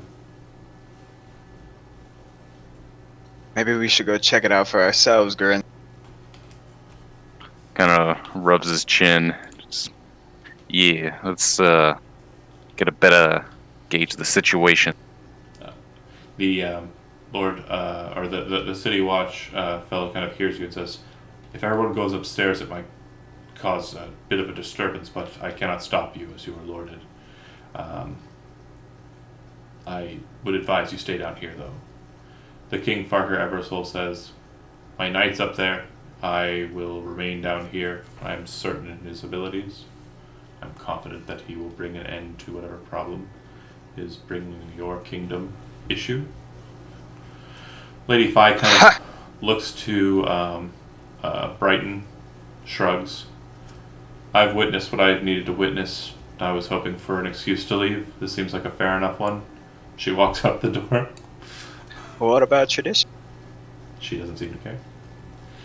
The dwarfs kind of move over to a corner and just kind of sit there talking. It looks like they've managed to bogart an entire keg of ale from the refreshments table, and they're just sitting over there with it. They seem to be fine. And Nathan kind of finds himself over there drinking with them as well. Pulls out his wineskin. They start doing kind of like a pass and play situation of alcoholic beverages across the way there. The Inquisitor looks like he is very concerned, but he nods to the captain of the watch, adhering to him, and the tiefling from Aegon kind of just doesn't seem to want to be kind of involved in any of this. The Queen takes advisement, stands next to the Inquisitor, seems to try and start idle conversation. Inquisitor doesn't care, and the merfolk also leaves with Lady Fi. All right.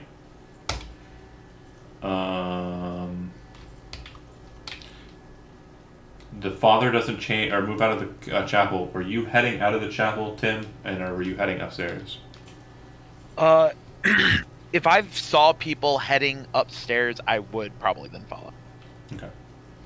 The father doesn't seem to follow.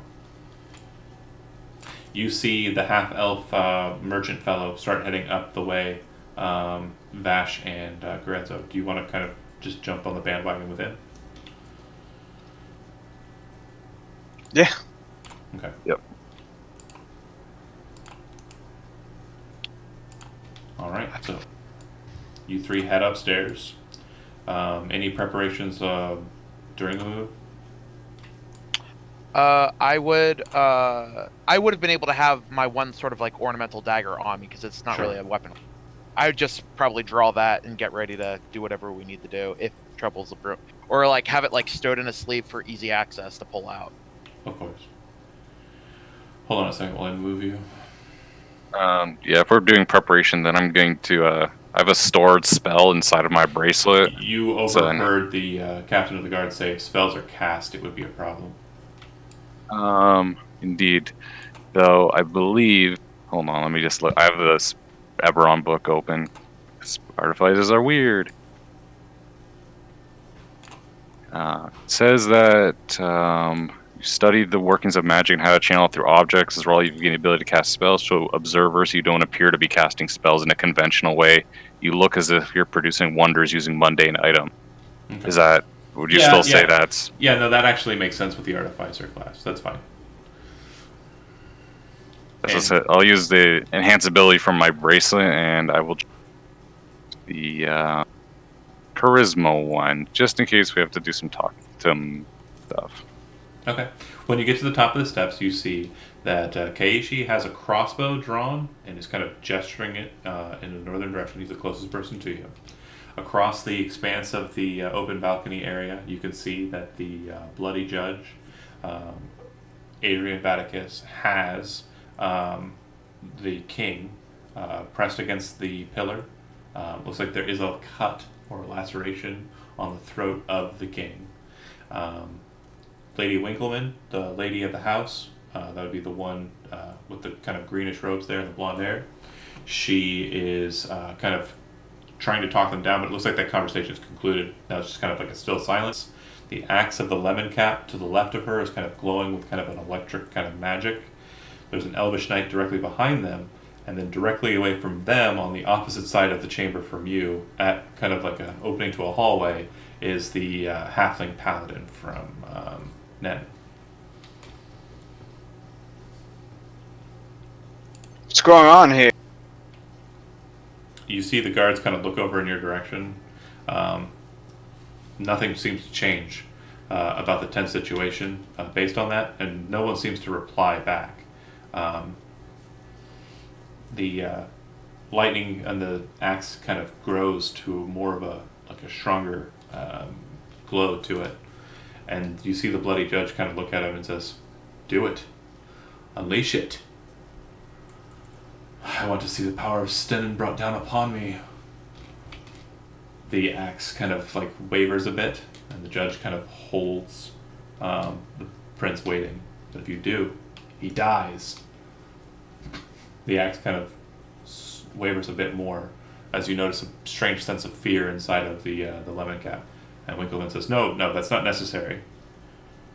Drop him, please. Just release him. We will try and work through this in a civilized manner. There's no reason to kill him or bring any harm to him. There is, of course, a reason to. What you notice as this individual speaking is it's not the same voice that was used during the ceremony. The voice of the judge seems to have changed. It seems to be a bit more feminine. Would we all just kind of notice that? Yeah, certainly. I would try to sort of cautiously move up to get within striking distance if needed, and ask, why is it necessary for the good king to die? Winkleman kind of looks over to you like annoyed that you're kind of interrupting the negotiations here. The judge kind of looks over to you, seems to regard you in the same light as Keishi, and says, "For a slight to my honor."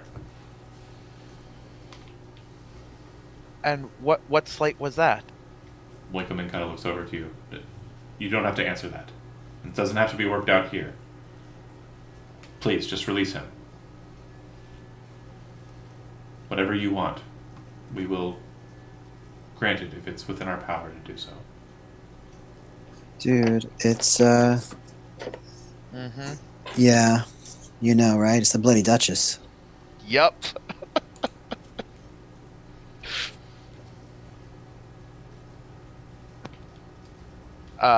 I move up closer to the Sarajusian man and say, whisper, do we just let them continue this, or should we act to try and save?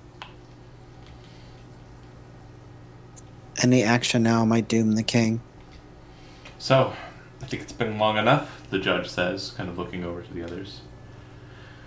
I believe my deed is done. What say you, good King Rostigar? He kind of mutters through the gauntlet. Your will is mine, master. She grins. Good. Drops him. He falls to the ground on his knees.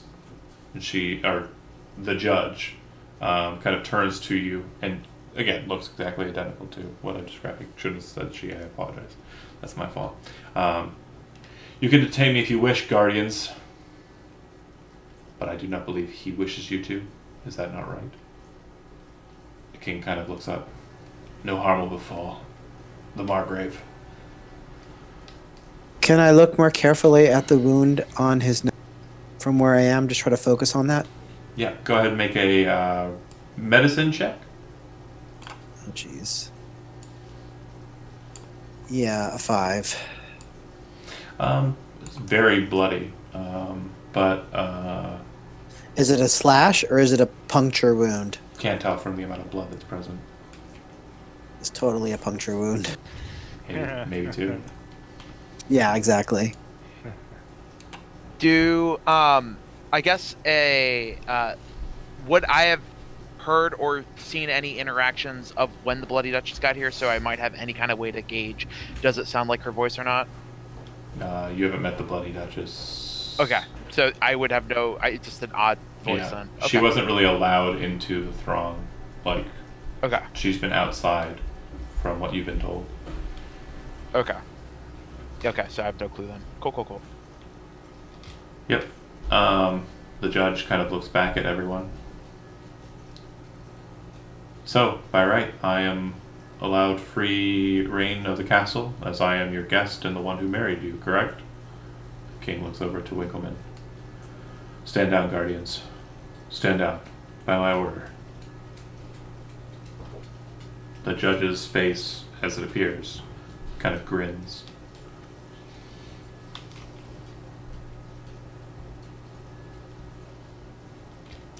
Winkleman looks annoyed. If that is what you wish, my king. The, Is it still talking with the lady's voice? Yeah. I'd like the divine sense, the bloody judge. Move forward in divine sense. Okay. If you utilize divine sense, you'll note that that individual appears to be undead.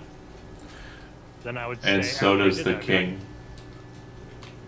I would say they're both undead.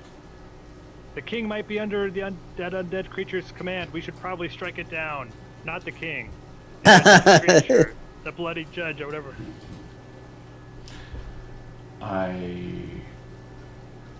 Winkleman kind of shakes her head. The laws are different here than they are where you're from. But if it's true, it definitely brings about the matter of one's own will. Adrian Batticus, do you wish to be tested? An ordeal of faith? The judge kind of looks to the sides. No, I do not wish to be set to any ordeal that you place forward, Lady Winkleman. And I shall not submit to your whim. I have the king's will on my side. I believe it was stolen, though. I do not believe it is his own. Then by right, challenge me by combat. You see the axe kind of start to lift up again and start to kind of pulse with electricity. If you're just going to threaten, the judge points his finger off towards the lemon cap. As he does so, you hear this loud of thunder from outside.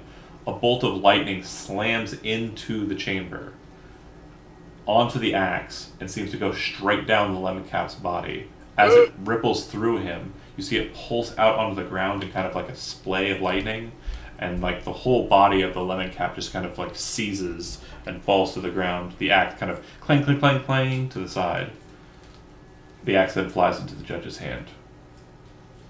I say, bloody judge, if that is who you are, you must release the king from his servitude, and we can work this out between you and me. But you must release the king. That is my demand. What do you say? If you wish to Or kind of contest me, Lady Winkleman, with these guests of the wedding, then by right you have that as something you can place forward. That challenge is yours to make. However, the king kind of stands up from the kneeling position, looks to Lady Winkleman. If you combat the judge, if you combat the Margrave, you could test me as well. She looks annoyed. She looks back to you all. What say you? She says to the paladin. I cannot stand by and let this evil take place. I can see clearly that this Margrave, if that's who it is now an evil creature, and it is taking control of the king. This cannot be let stand. Can I you will turn the do- undead? I will do what it takes. If combat is what it takes, I will do that. Okay. So it looks like at least one of you is basically ready to engage with the Margrave. So, 1 second here. You want to get electrocuted, people? Oh yeah. Don't all jump at once. While this is all happening, I just kind of look over at Fashion. Wasn't the judge a man? It just has a slightly So- more feminine voice. It's not. I Yeah. mean, from all you can tell, it does appear to be a male individual. I mean, Right. We can't see under the armor. all right, Just hear it. okay. Let's roll initiative since we're playing You're gonna kill my character. that game. That's okay. Maybe I have a chance of winning initiative. Oh wait, you rolled 21.2. That's not good. Oh wait, that's Pretty that's damn good. good, Tim. That's good for Tim. Yep. I got that dagger of warning, y'all. Ooh, Wait. nice. What does that give? What bonus that give? Advantage on initiative. Ooh, I got a 22 though. I one-upped you. Nice. Go, I Gil. did that. Right, I noticed that too. Anybody else need a roll? I have a dex-based paladin, so it's much better chance I'll get a good initiative. Okay. So 22, Paladin, you're up. All right. So I can't cast some spells, right? I don't know, Screw that. Jamie. Cast your spells. All right. Well, actually, I'm just gonna go up and attack him. I'll divine smite him if I hit him. 5, 10. Oh, now this is when the halfling stuff takes effect. I can't move all the way.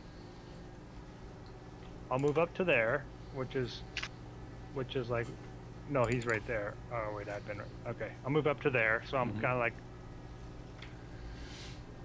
and then I will ready in action. I'll pull out my rapier and go on guard.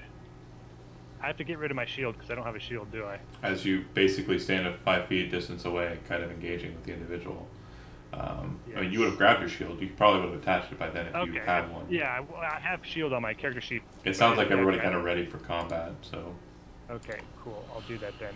So I'm gonna ready in action to attack him. as you kind of lower your weapon in kind of a martial stance against the judge, the Margrave kind of turns and kind of faces off with you, holding nothing but the axe, which kind of pulses with the lightning. That's not good. All right. That's your turn, right? Yep, it's my turn. You have an action. Did you want to dodge or anything, or no? Well, Dodge. I was going to use I was going to attack him when he got range. Like, Ready in action to attack. Got it. So ready in action to attack. Okay. Boom, Tim. All right. Oh boy. Yeah. I'd really not like be the first one to take a head at him. That does not sound like a good idea for my health and prosperity. But what we shall do is 30 feet, I believe that was, Mhm. and we shall do a little punching and kicking. Go for it. Punching and kicking. You can do it. Crit. Holy crap. Okay. Oh shoot. Anyway, So- so Real quick note: for critical hits, as long as this individual is in the armor, they are immune to critical successes. Critical hits. that was a 30 to hit though. Yeah, definitely. Okay, the and 19 will I'll- not hit. Okay, I will say it doesn't affect the second hit at this point, but I will spend, is it 2 key points to do a what's it called? Stunning strike. Stunning strike. Thank you. Sure. First time playing a monk. No problem. And that's a wisdom saving throw. What's the DC? DC would be let's save my DCs. 4 plus 8 is 12 plus, is it 5? Your 17. wisdom plus your proficiency bonus plus your 8. Your proficiency bonus is a 14th level character. Should be 5. Yeah. So 5. What's your wisdom modifier? 4. So 9 plus 8 is 17, and I succeed. What's the damage on the first attack? First attack is okay, so that's we ignore the second 7, so it would Just be 12. 12 damage. Okay. And then I shall spend another key point to. And your attacks count as magical from, key empowerment shrink. Okay, cool. And then I'll spend another key to Flurry of Blows Okay. and attack 2 more times. Monk unarmed. Dang it. Miss with a 12. Miss with a 12. And from, what's it called? Is it Drunken Technique? I gain the benefit of disengage. Okay. So I shall move. What do I have? I moved 30, so I have 20 left. Okay. So I once shall- you move away from her, she'll use her Sentinel feat to attack you. Fun. All right. All right. Good to know. Let's see. 22. Yeah, that hits. Okay. Take 10 points of bludgeoning damage, 16 points of necrotic damage, and you are grappled. As you're kind of backing away, kind of swaying and kind of like moving away, the judge just kind of reaches out and grabs your throat and kind of pulls you back in, like holding you up like he was doing to the king. All right. All right. The judges. So he has got the monk in one hand and the axe in the other hand, right? Correct. Currently. Cool. All right. You are currently grappled, and I will reveal. So you notice that the lower half, the face, kind of looked, masculine, very chiseled jaw set inside of the judge's mask. It becomes a bit more feminine and then kind of distends as the jaw kind of widens open. And you notice that 2 fangs, probably about a good 4 inches in length, kind of appear from the top jaw as the judge bites down towards the monk. Crit? Yay.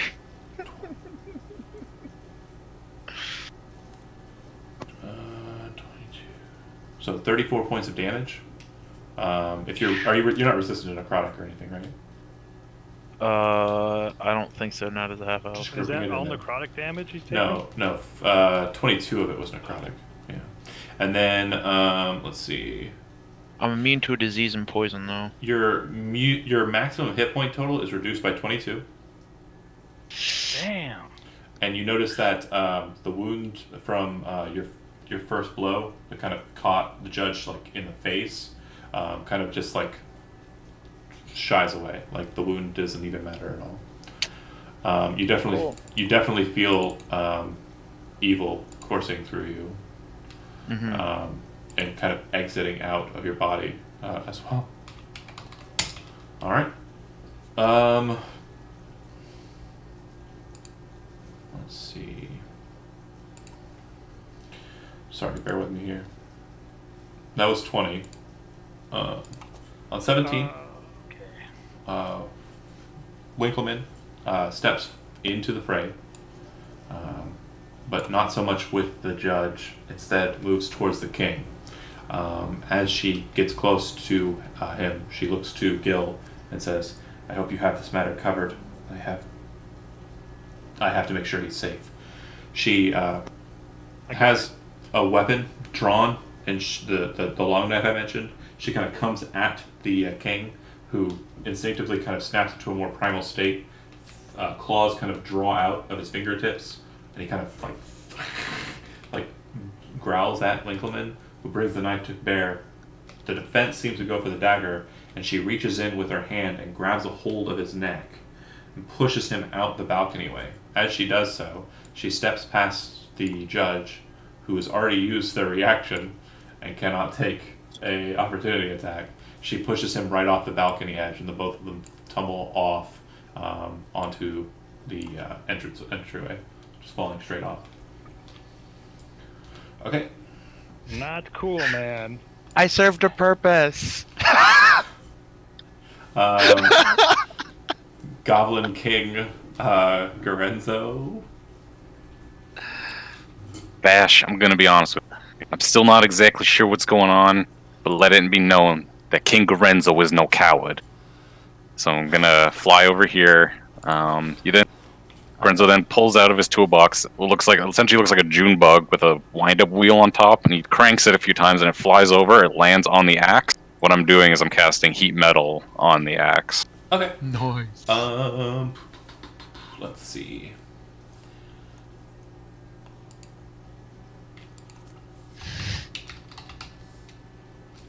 All right. First things first, roll a d20 and add your caster ability modifier.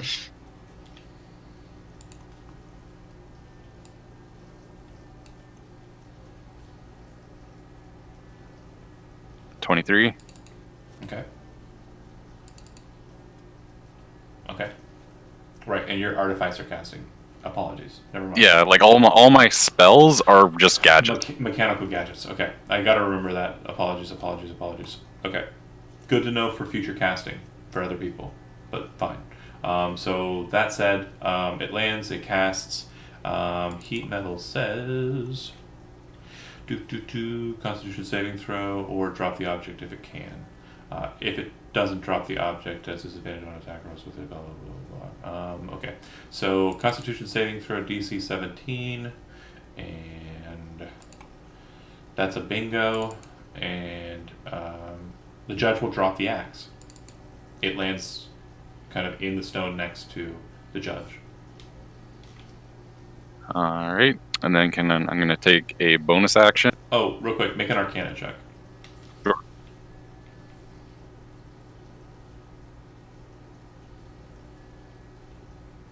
$23. You know a bit about magic, and you kind of get you're kind of picking up what's going down here.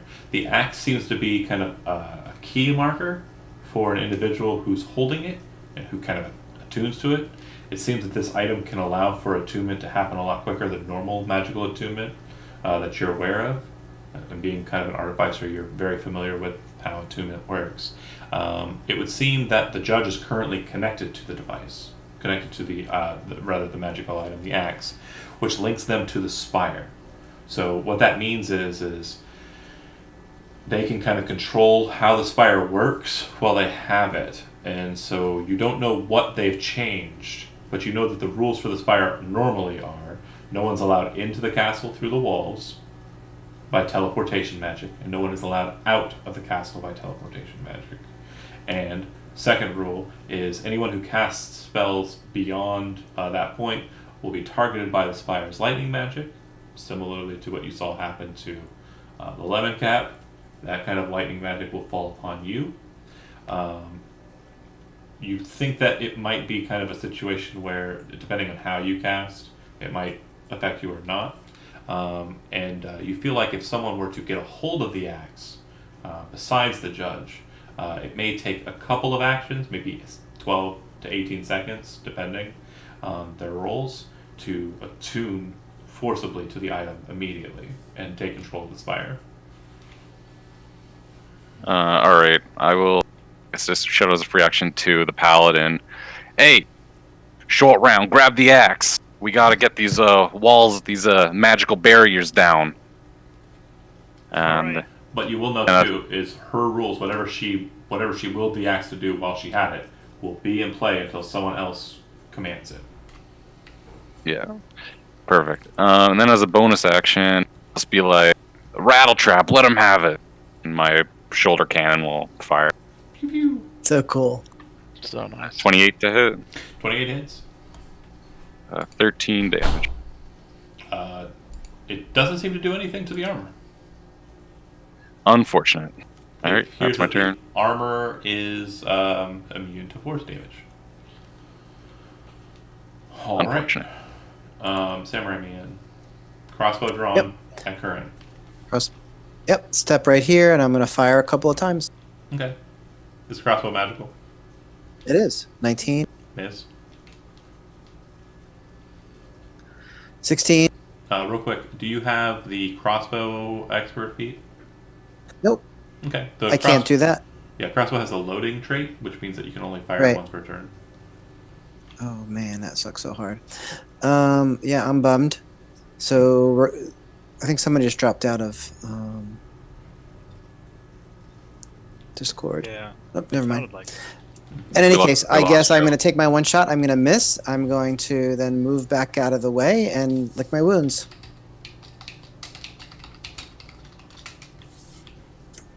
What the hell happened? We lost Joe. Joe is also out of Zoom. Yeah, I see. He's still in roll 20 For now. for now.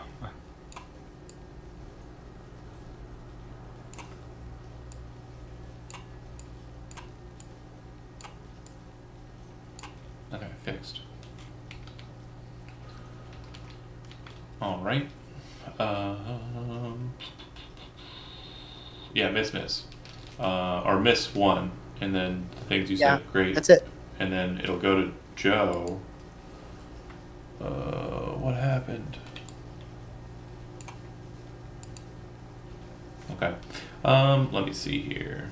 Well, yeah, he can't do anything too terribly much.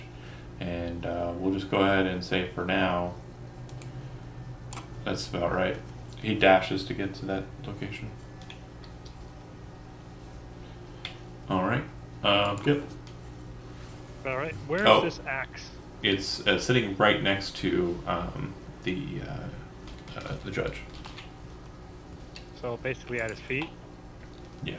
Kind of in the ground next to him. All right, I would like to cast Aura of Life, which basically makes us resistant. Anybody within 30 feet, I believe, or 15-foot radius, that's 30 feet, resistant to necrotic. I'll click on it, but this is what I want to do.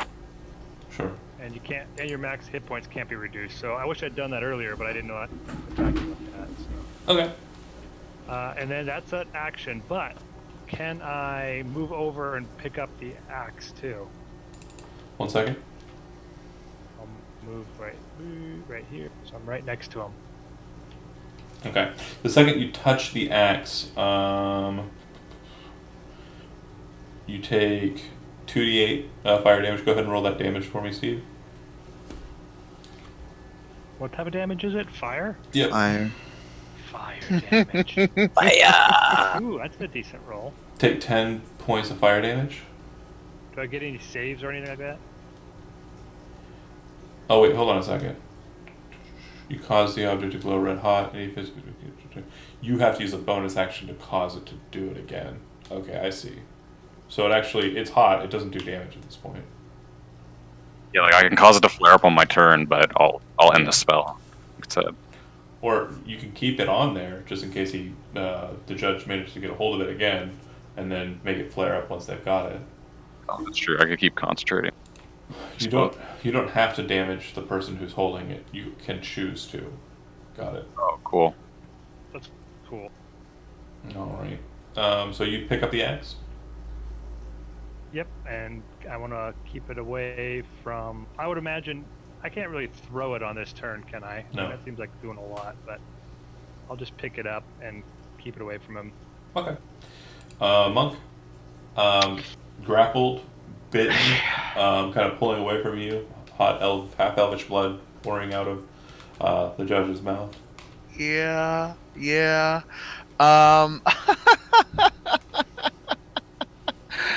doing great. Would smashing a flask of, well, you know what? This is what I'm going to do. I'm not going to ask. I'm just going to do. I with my one free hand that isn't holding a dagger, I sort of because I have a few knickknacks here and there on my person, Patty wax just did it for as well. odd things. I pull out a flask of oil and smash it on the judge's hand, just so it hopefully creates a slicker space, and I attempt to escape that grapple. Go ahead and make an acrobatics check or an athletics check, your choice. 21. DC is 18. Okay, yep, you managed to escape the grapple.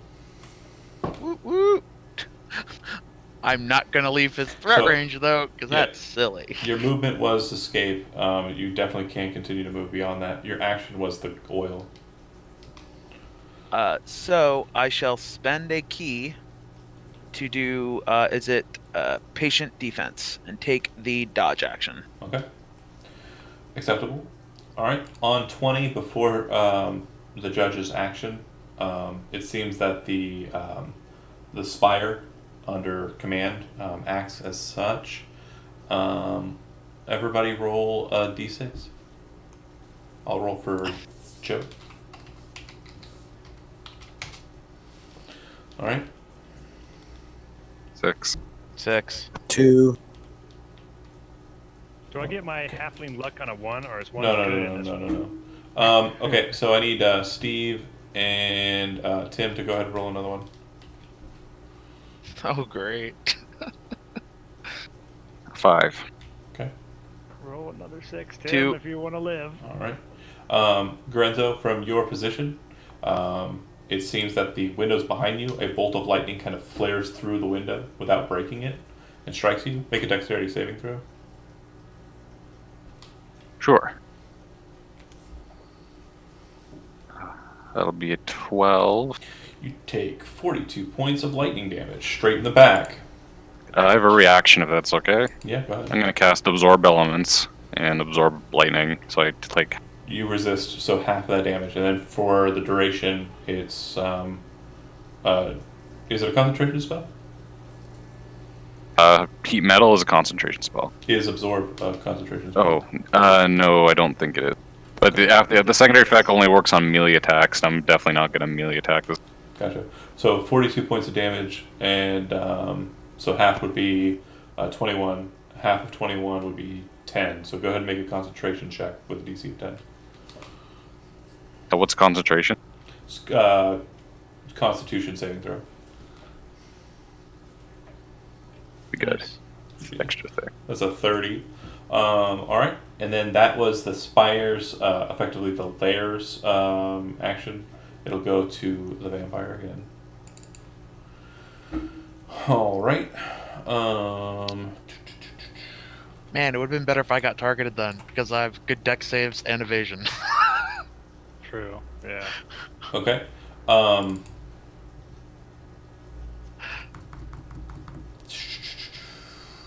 But he rolled a great con save. Tim. Yep. You see the judge kind of pivot on foot and kind of turn around and face off against the halfling. And the eyes that were green now flare red, and you can actually see that they were once before just solid emeralds, right? And now they kind of flash and are like humanoid eyes, very feminine, kind of like cat's eyes, with kind of a reddish coloration for the irises, and they kind of flare with magic. I need you to go ahead and make a wisdom saving throw, Gil. Ooh, that doesn't sound good. Alright. Yes, 26 for the people at home. Success. Nailed it. Nice. And I cannot target you with that effect again for another 24 hours. Oh, nice. All right. Let's see. That would have been bad. I know that would have been bad. I think that's all I got. All right. After the vampire goes, it'll go to downstairs. You hear what sounds like kind of a kerfuffle on the ground. You can't see it because the balcony's on the other end there. That'll be Winkleman's turn, and then it'll go back to the goblin. But before the goblin goes, I'll take a legendary action. Sorry.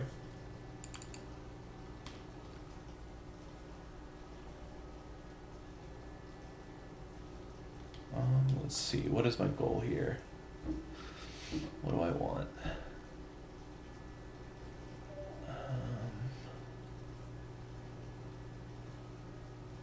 Guess I want you all dead. No witnesses. We'll go ahead and make an attack against the monk again. 25 probably hits. So you're gonna take Against 8. me? Yeah. That was at disadvantage? Oh, 15 misses. All right. Basically reaches in and tries to grab your neck again, like you did before, but this time you're like, just kind of like drunkenly kind of step aside, awkwardly, expecting it. All right. It goes to Gorenzo. Alright. Oh, there's no one cool, so I can't really show it off. But yeah, Grenzo opens his toolbox again and pulls out this crossbow that definitely doesn't look like it should be able to fit in the toolbox, but it totally does. Because it's a bottomless tool. and it looks like. Have you guys ever played Dragon Age Inquisition? It looks like Bianca. It's a really cool crossbow. Oh yeah. Forget Inquisition. Dragon Age 2. Yeah, all that cool shit. But she's named after my mama. I'll take a shot.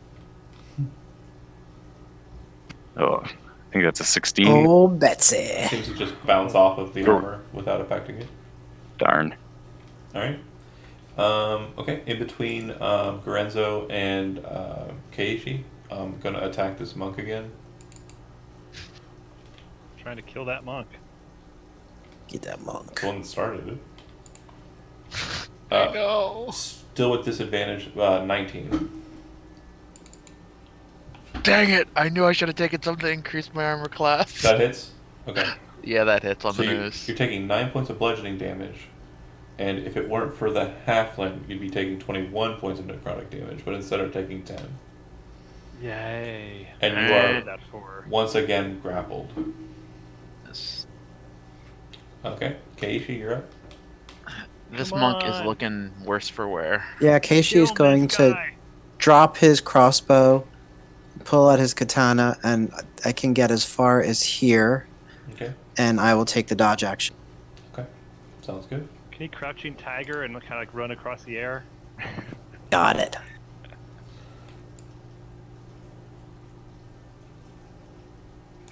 That's it. Okay, Vash moves around the edge of it. Joe. And let me get his character sheet. Let's see here.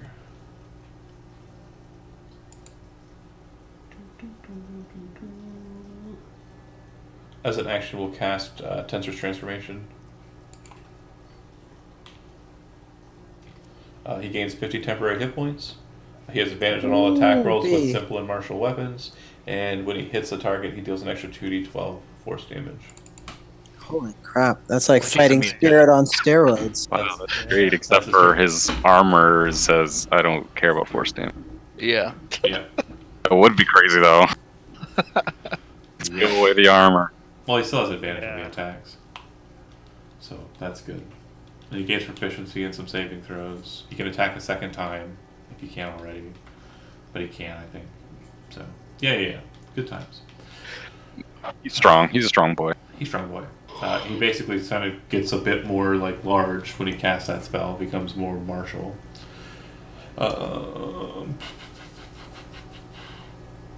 Before the halfling goes, it'll use its last legendary action to attack the halfling. Alright, legendary action. 25 versus your AC. That hits.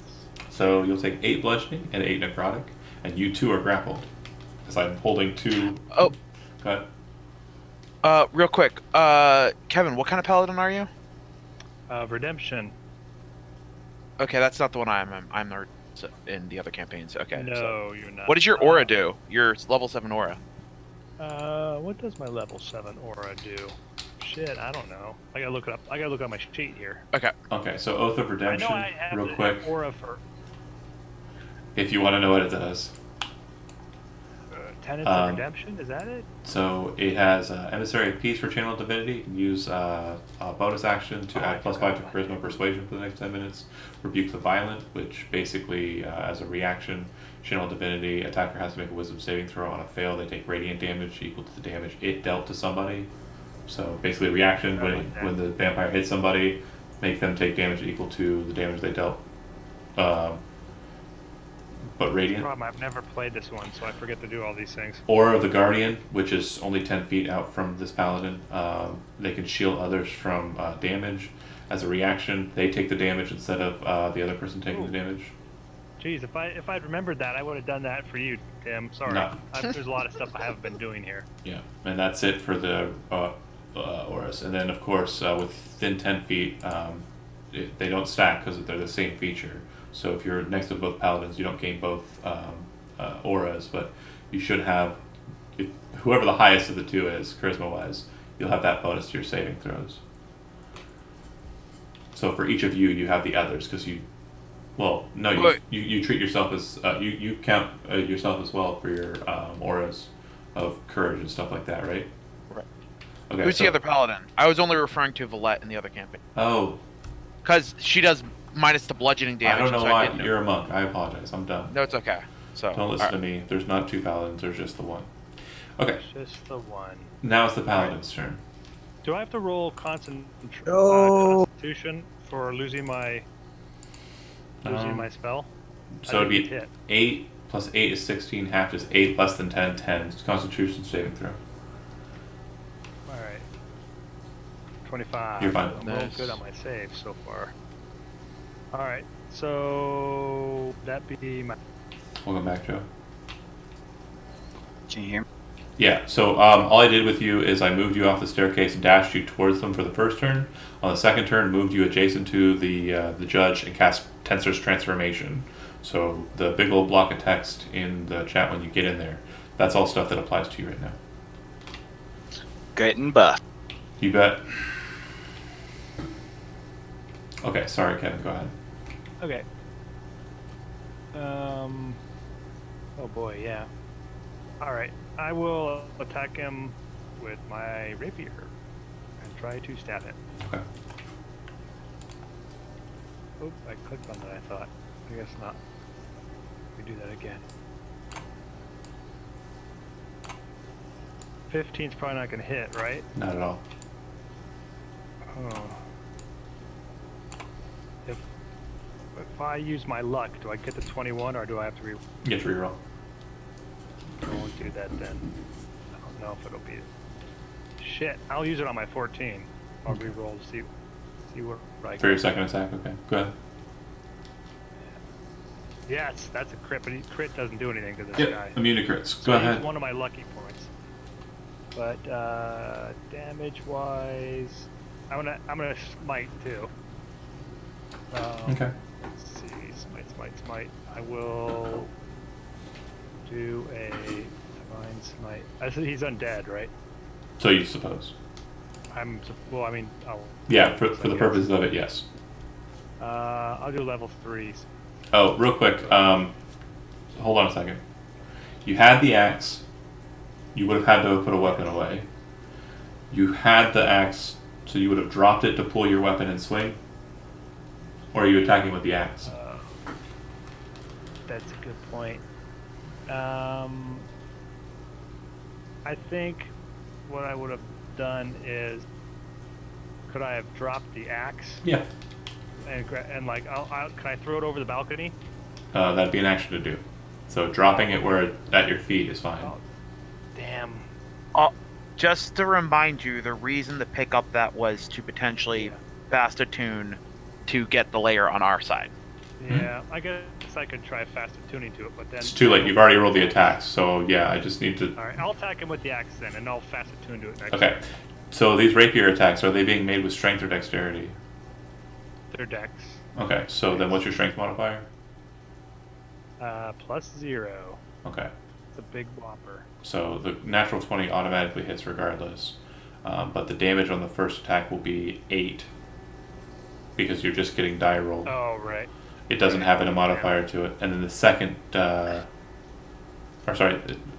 damage roll on the first, the only attack that hit, would be just 4. Hold on.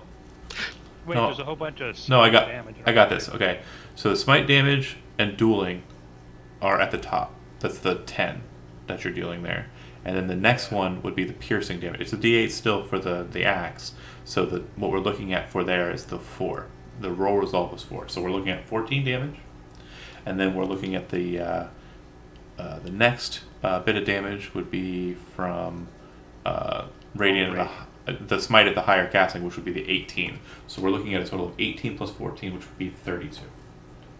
That's not so bad. Nice job. Nice job. Check my math, Tim, because I trust you. I'm just what's with the radiant dueling style? That's 7 before the. When you click on multiple additionals, it adds them all together. So if you look at that result, the first number is without a crit, the second number is with a crit. So the first number is 8 plus 2, which is just Divine's a regular 14th level, like having improved Divine Smite, you do a D8 extra. And then 2 more. So he rolled an 8 plus 2, that's the maximum he could have gotten for that.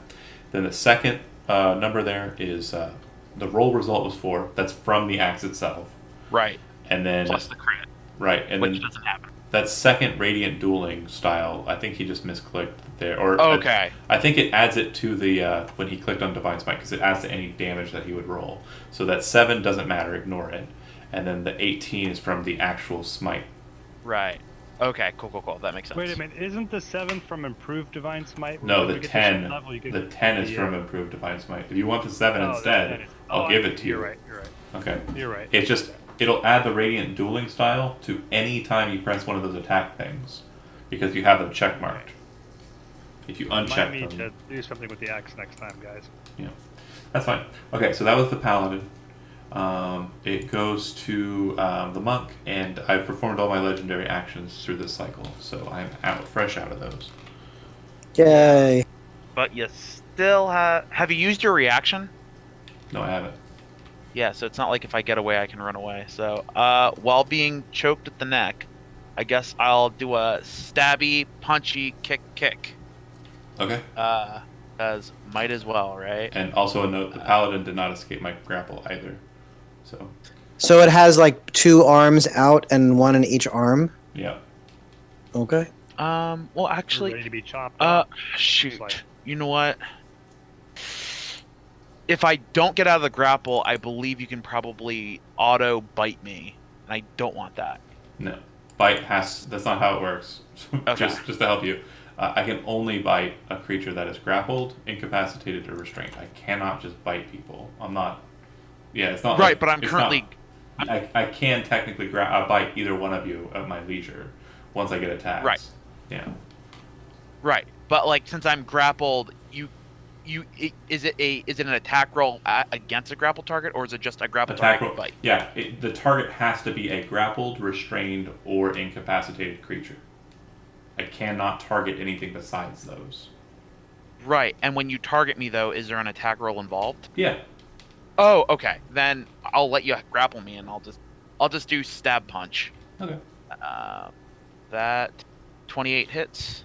Yeah, it does. And you can escape a grapple, not restrained or an effect like that, not as an action, but as a part of your movement. So Oh. there's nothing stopping Cool. you trying to retreat. Oh, then I will. I mean, I will. Oh, and then with that hit, since I used a finesse weapon, I get my sneak attack. Okay. Sneak attack. We're just gonna roll a 1d6 because it's not. Sure. R6, an additional 2 damage, so 11. Then we'll do a nice little punch. 12, I believe, does not hit, Does not. and I shall attempt to get out of his grapple with not a 12. You kind of try, like, you basically bring the dagger in and stab him, like, in the forearm. You can kind of feel it fit in between the plates. As you kind of try to pull it away, you feel it kind of connect in there and kind of lock. You swing your fist kind of like just out at the face, and it kind of just rears back like that. And as it kind of pulls back in from that snapback, you see the fang kind of. And on my turn, I will bite you. Well, I was gonna spend with my bonus action a key point to Oh. patient defense, Okay. so disadvantage. Yep. My story does not change. No. You're just prepared for this biting, so I'll have disadvantage on my attack against you. And 19 on the lowest dice. There's a 19 and a 22. Oh no! Now we have another person to fight. So Hey, can I use a rebuke damage or rebuke violence? okay. Now hold on a second here. After you gotta do your No. It's okay. It's okay. So we gotta do this in turn sequence because redemption is a Right. fun one. So how it works is you're saying basically you're interjecting yourself. Okay. Now right now nobody can reduce or have their hit points reduced below their maximum. Wait, isn't this the one? Yeah. It's like This is the one. it's if he deals damage, attacker creatures other than you can Yep. use your reaction attacker to make a wisdom saving throw. And if But but it doesn't say anything about it attacking you. That's a so different one. so the circumstance I'm kind of focusing on is that last sentence in that part. This feature doesn't transfer any other effects that might accompany the damage, and the damage cannot be reduced in any way. So what that means is he would have taken half necrotic damage. You will not. You will take full necrotic damage. No, that's not what this one says. This is channel divinity rebuke violent. It says use your Oh, channel you're making me divinity- take the damage. I got it. Yeah, it makes Okay. you take radiant damage for whatever damage you deal to him. If you Got it. if you fail, otherwise if you succeed in your save, you take half. Got Yeah, it. I don't want to get bit, but I want Okay, him okay. to take damage from. I thought you were saying you wanted to jump in the way. Sorry. No. I mean, So- it's not Stick your bad. neck out, Kevin. Hey. Stick my neck out. Con saving throw fails. I got a really bad roll. So Yes. I dealt 7 plus 10 necrotic, but it'll be halved, and that means that I'll be dealing 12. Because I'm dealing 12, I'll be taking 12 radiant. Alright. I guess it's better than nothing. Whew. Does he seem like he's like vulnerable to radiant or anything? Well, hold on. I gotta make sure I do this in sequence. Is Ashley a vampire now? I still got health. Do you have to go all the way down to 0? 20. That's okay. I don't know. I don't know how it actually works, but I still have health. Okay, so regeneration happens at the start of the turn, then bite. Okay, so then damage, and then I have a second attack, and I've taken radiant damage. Check. I will use my second attack, as the paladin seems to be a bit annoying, and I have them in a grapple. I have both of you in a grapple. I'm going to move. This will provoke an opportunity attack from Bash. Get him, Vash. Nice. Yeah, that'll hit. Alright. 20. The force damage doesn't seem to do anything. Alright. Alright. Real quick, John, would you be getting regeneration at the start of your turn if you took radiant damage on Kevin's turn? So Kevin's turn is not when I took the radiant damage. He did Divine Smite. You're right. I can still attack twice You're right. Thank you. from the transformation. You can attack twice on your turn. You cannot attack twice as an opportunity attack. No. Am I taking the attack action as an opportunity? Okay.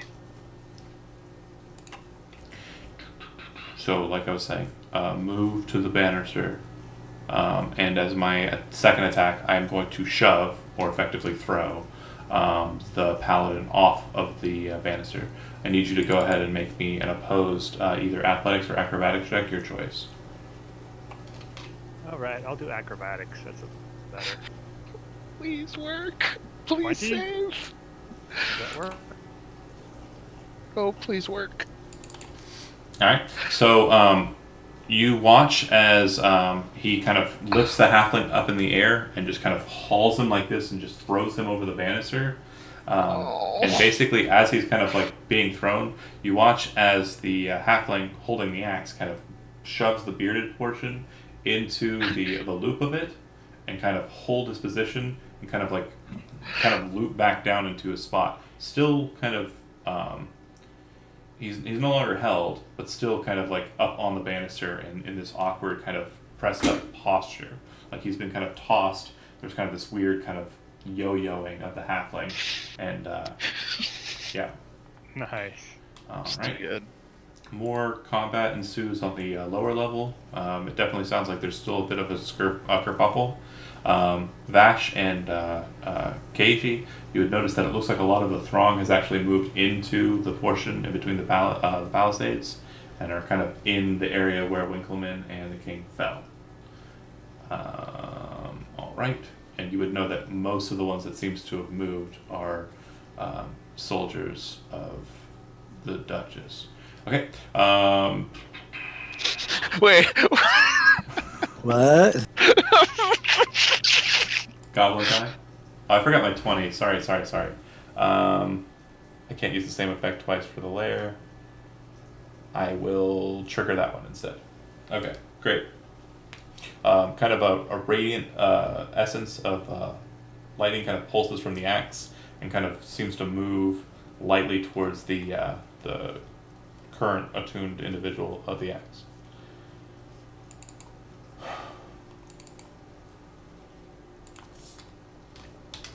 So, Goblin.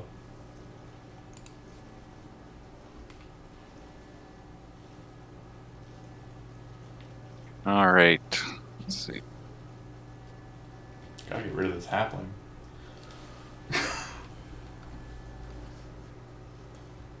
Always underfoot. All right. So the halfling hasn't fallen yet. He's just being held over the banister. He's no longer being held. Basically, the judge threw him, and then the halfling, as he was falling, kind of caught the banister with the axe, and basically the force of it and the grab and his like kind of just springiness sent him slingshotting back onto the balcony. So he's kind of like on the balcony at the foot, kind of like crouched down of the judge, who's looking down at him annoyed. Okay, but like on the side of the banister, that's like Yeah, good. Not the bad side. Okay. All right. I'm just gonna shit. Hey, show around. Here's one your wife will like. I'm gonna load what looks like a vial with a needle on the end of it onto old Betsy, and I'm gonna launch it and hit the halfling. But what I'm doing is I'm casting enlarge on him. Okay. Ooh, cool. That is Gotta love cool. it. All right. Oh, got wall of text. He's big. He's big. Oh, awesome. Oh man. I think I've got him. I think that's right. Yeah, that's right.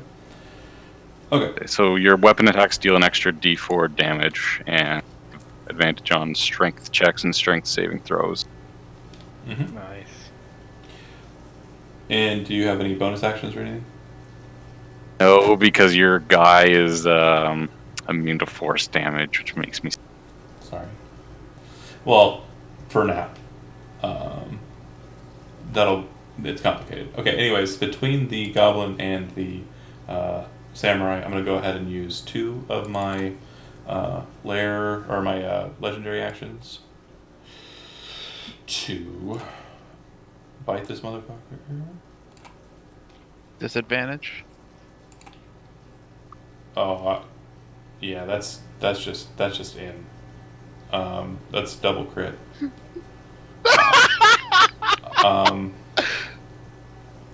So 18. Oh, real quick, would Go go ahead. Go ahead. Would Gil be large if he's going from small to medium? Oh, That's true. I might just be medium. good point. Thank you. I don't know why I didn't think of that, but yeah. So now he's medium sized. So he just looks like He's just a man. He does more damage, but Yeah. He's just a human. Wow. He's just an adult man. harder to throw around than a 42 or 30 some odd pound halfling. Oh yeah, I was really So- light before. 19 points of piercing damage, and then it's 35 points of necrotic, which is halved. So that'd be what, 17? Oh, yeah, 17 points of necrotic damage. and before the necrotic, I had 14 health. Okay, so you are down, I'm unconscious. and I You gain. vampire. Oh, hold on. Oh, not good. That is actually a good point. If the hit point maximum was reduced, if the hit point maximum was reduced to 0, it was not, because I can't reduce your hit point maximum. Not with that spell going. No. So just You're welcome. you are just chattel. Okay, then it goes to Keishi. Yeah, so Keishi is going to call upon his fighting and move in and attack many times. So there's 1. 21 hits, just, and 28 hits, and 28 hits. And then we're going to burn our action surge and do it again. Hit, 30. miss. Miss. 19. Shit. So 4 hits, right? 4 out of 6. So yeah. You're wielding it two-handed or one-handed? Oh, definitely one-handed. Okay. So 10, 20.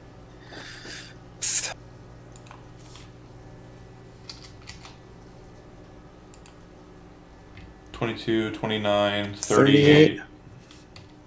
38. It looks like the Then, because I have I'm looks sorry.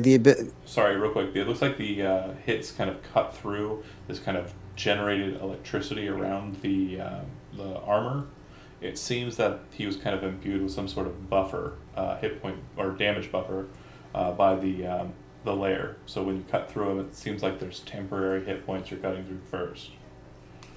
But you Okay. managed to get blood, so Okay, and then because I have the mobile feet, I'm going to then move back out of the way.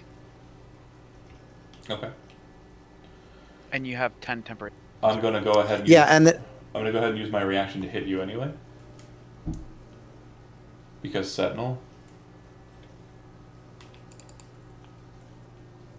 Let me double check the wording. Hold on.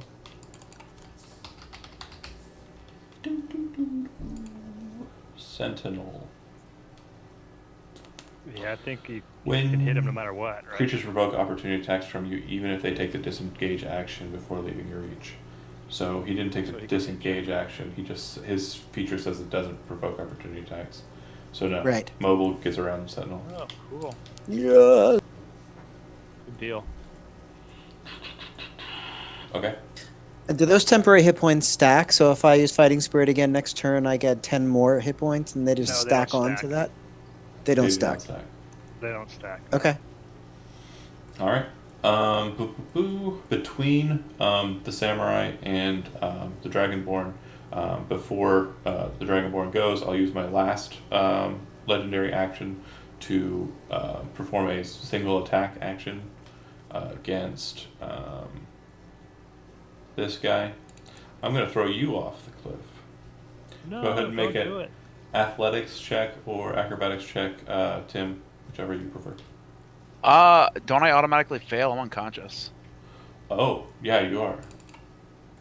So, bye. Drop his Um, limp body. You fall about 40 feet, and you'll take a failed death saving throw as you hit the ground. Oh man. And now I'm out of Aura Vitality, so I don't automatically go up to 1. No, that's not Aura Vitality, is it? That goes up to 1? Aura, Oh, wait, Aura of Life. Aura of Life. Aura of Life. Right, Yeah. Aura of Life. If I had 0 hit points at the start of my turn, I'd gain.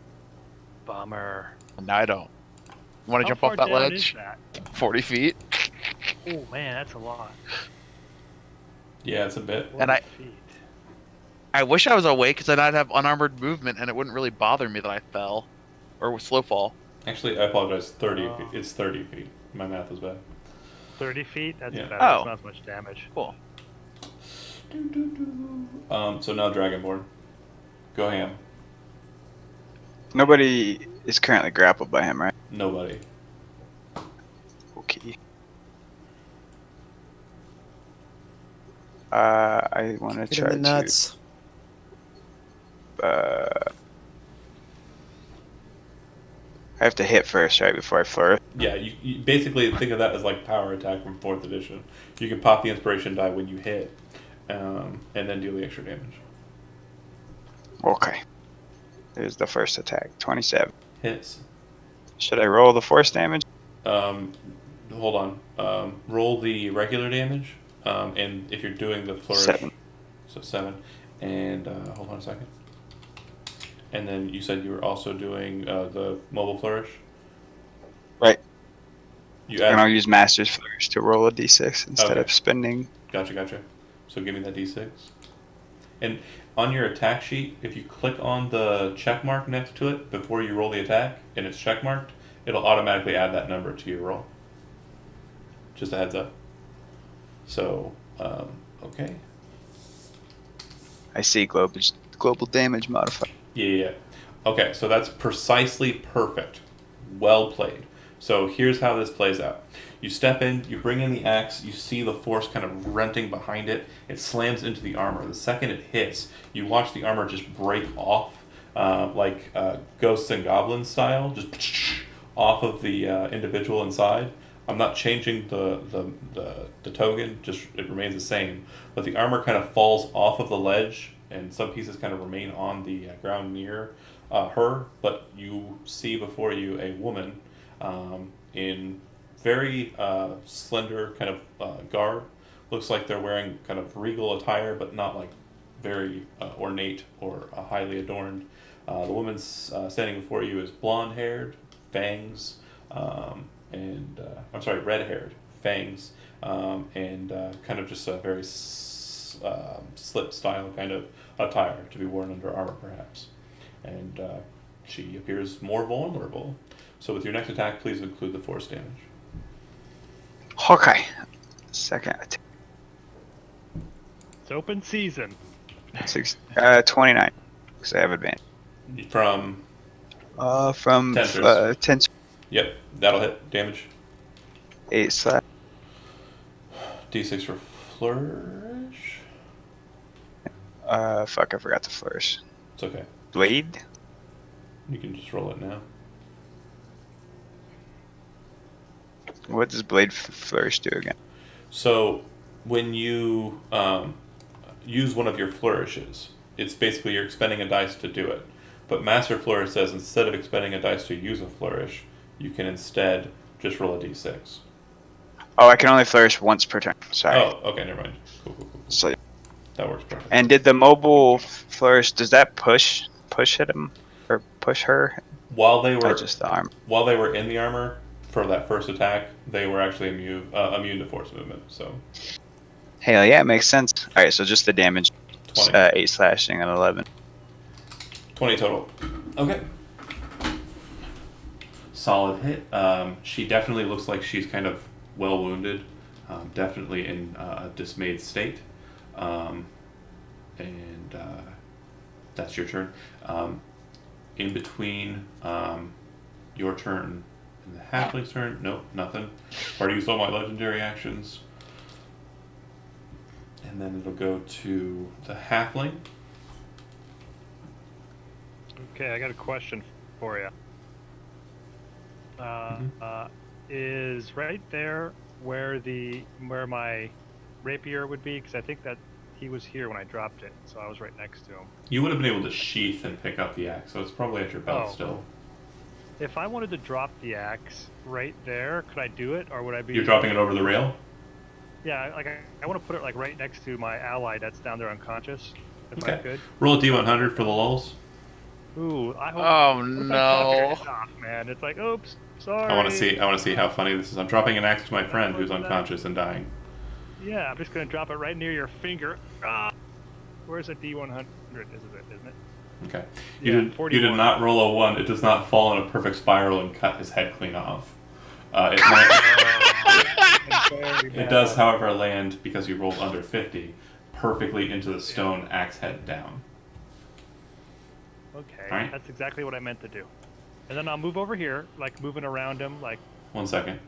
weaving as I'm pulling out my rapier, Mm-hmm. and then I'm gonna stab him because that's what we Stab do. her. Oh, her. You're right. Yep. It's not a him. All right. Let's see. Rapier attack. Let's do this, buddy. Does 21 hit? On the nose. Yeah. Or no, sorry. Well more than on the nose. She's out of armor. Oh, because she lost armor. Mhm. All right. I'm going to smite because why not? You should always smite if you can. Smite him if you got him. That's what I always say. And then undead divine smite, level 3, because that's the way to go. Boom. And then I have to click the undead or the rapier damage too, don't I? Go. So Now I don't know how much that really counts. 23, 24, 25, 26, 27.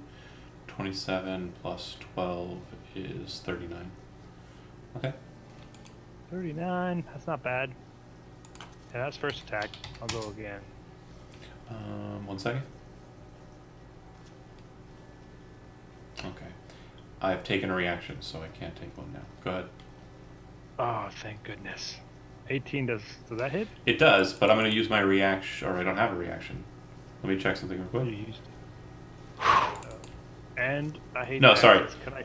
Sorry, her AC naturally is 19. Apologies. Miss. Oh, okay. It misses. Bummer. All right, then that's it. And Okay. then I will say, nice knowing ya. Gotcha. It'll go to the monk who is currently dying with 1 failed death saving throw. Death saving throw, please. Am I within 30 feet that he moved over? 30-foot radius? He's up said it was 30 above. feet down. It's a 30-foot ceiling, So he's standing like maybe a good 3 or 4 feet, maybe 5 feet because of the width of the floor that you're on. Okay. No. Darn. We It was almost a nice got try. technicality. Nice try. Yep. You can always roll 20. 18. Not bad. Okay. On initiative 20, a couple of things are going to happen. First things first, I would like for Andy, Joe, and also Kevin, go ahead and roll me a d6. Uh-oh. D6s. This is trouble, guys. Oop, The I axe. think I clicked the wrong one. 1. 3 for Kevin. 3. And Tim. Or not Tim, sorry, Joe. Joe. Joe's not there. Tim, roll Joe a d6, please. Okay. I'm sure he'll be fine with you choosing his fate. Why wouldn't he? Yeah. 4. So it goes to Joe. Who gets-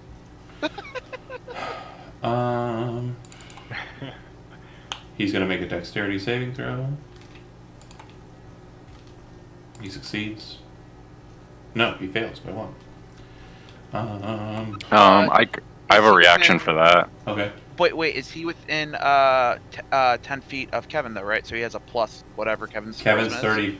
Oh, Kevin's upstairs. You're right. Yeah, he's good. Yeah. Never mind. That's a save. Oh, never mind. I don't need to do it then. Okay. So he'll take half of this damage. Nice. So half of 52 would be 26. Joe, you there? Yeah, I take 26. You take 26 lightning damage. Yeah. And that'll go off your 50 temporary hit points. Yeah. Alright, and then that's on 20. Also on 20, Escabald, downstairs, will use Lay on Hands. I'm going to pump 25 points into the monk. Yay! He looks down at you and he says, "Is it the judge?" Now, what I haven't. You didn't see the armor break. No, it's like something odd is going on, but it appears it may be. I will attend. And he says, "I will accompany you if you return up there." Okay. It goes back down to Winkleman. Can I respond to that real quick? Well, what you will note is just outside, kind of looking out, you see that a lot of the throng of individuals have kind of come over the king and Winkleman. Winkleman is backed away with her long knife and is kind of moved away from the king. Is trying to kind of hold a defensive posture, but what you see besides is what appears to be a woman in brightly colored garb with a Saryujan dagger, kind of raising it up over her head and kind of yelling commands to all these soldiers as they start to kind of pull the king into the throng away from Winkleman, who's trying to kind of wrestle the king back and away, but it seems that the king is being wrenched away by the mob. The people inside downstairs with you, the only one that looks like they are prepared to go outside or go upstairs or do anything is Escabald. The dwarfs and the bard are to themselves. So is the King Farker Eversoul is no longer present, and neither is the captain of the guard.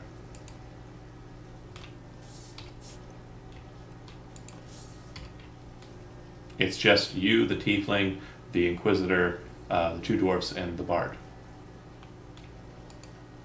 Okay. All right. Goblin.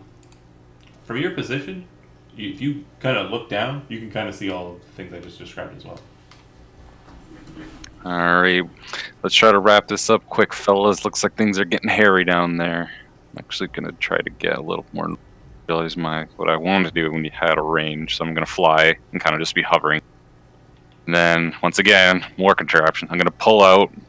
Looks like just a iron rod with like threading at the top, like it's ready to receive a screw or something. And then I'm gonna affix to it what looks like a goblin's face, and as it gets threaded on, the mouth opens and like a barrel sticks out. I call this one the goblin fishing pole. And I'm gonna cast Scorching Ray from it. Okay. Nice. Give me 3 attacks. Yeah, she can be Nice. crit at this point. The 21 hits as well. Give me the damage. I'm gonna use a luck point on that last one. Okay. Or just get a luck point. Yeah. The luck point is a raw d20, or does it get a modifier? You roll it again, so it's just Okay. It's just the same roll, but for me, it's Ooh. That's what I want. Better Oh, still. you're a Give me slayer. the- Bueno. give me the damage. All three. Bueno. 2 crit. Yeah, and then because it came from my Hold on. arcane firearm, she's So dead. yeah. So you hit the body, and you see kind of holes blast through. Is there anything you want to actually rewind? Tell me how it works. But essentially, it almost looks like a Roman candle. I just have one of these raw, and it's just going, and just like these red hot rays are just kind of like, I guess would make like 3 perfect holes, just like, and then like scorch the ground behind her as they just completely pierce her. Okay. Her body falls a bit as holes kind of blast through her. But as you see, her kind of like falter, she kind of looks to whoever's closest, kind of staring them down, and says, "This won't be the end of it." And her body starts to crumble away and like become nothing but just flame. You see kind of this misty form of her present, kind of lingering there, where the body kind of falls away.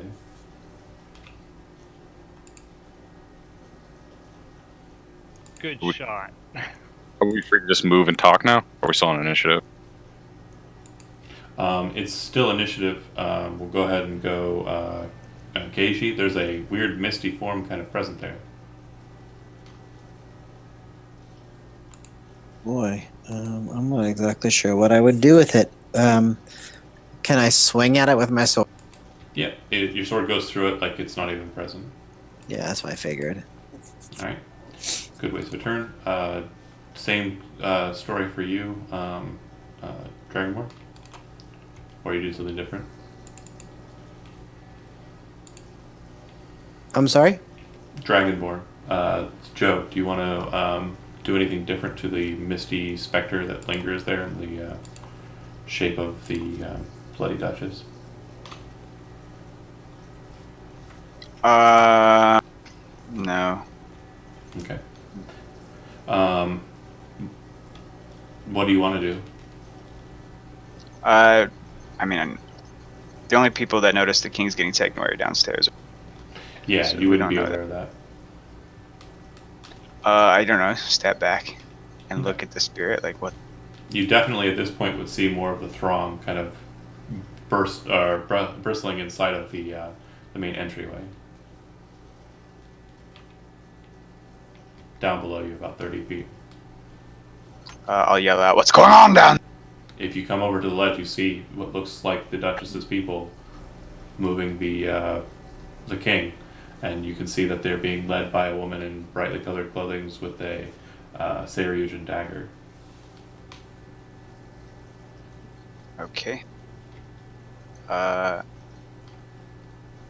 Yeah, that's fine. I'll move over to this. This is a balcony as well. Right? That's the balcony that we're talking about, yeah. Yeah. 30 feet down. You want me to Assassin's Creed some people right now? I'll just hold off on that. Do you want to? I do. I Do do it. bad. Make an athletics I check. jump into the throng.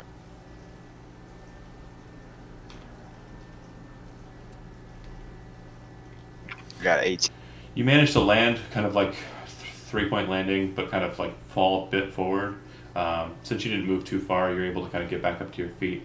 As you do so, like you kind of smash down on a couple of these individuals who appear to be nothing more than civilians, peasants, commoner types.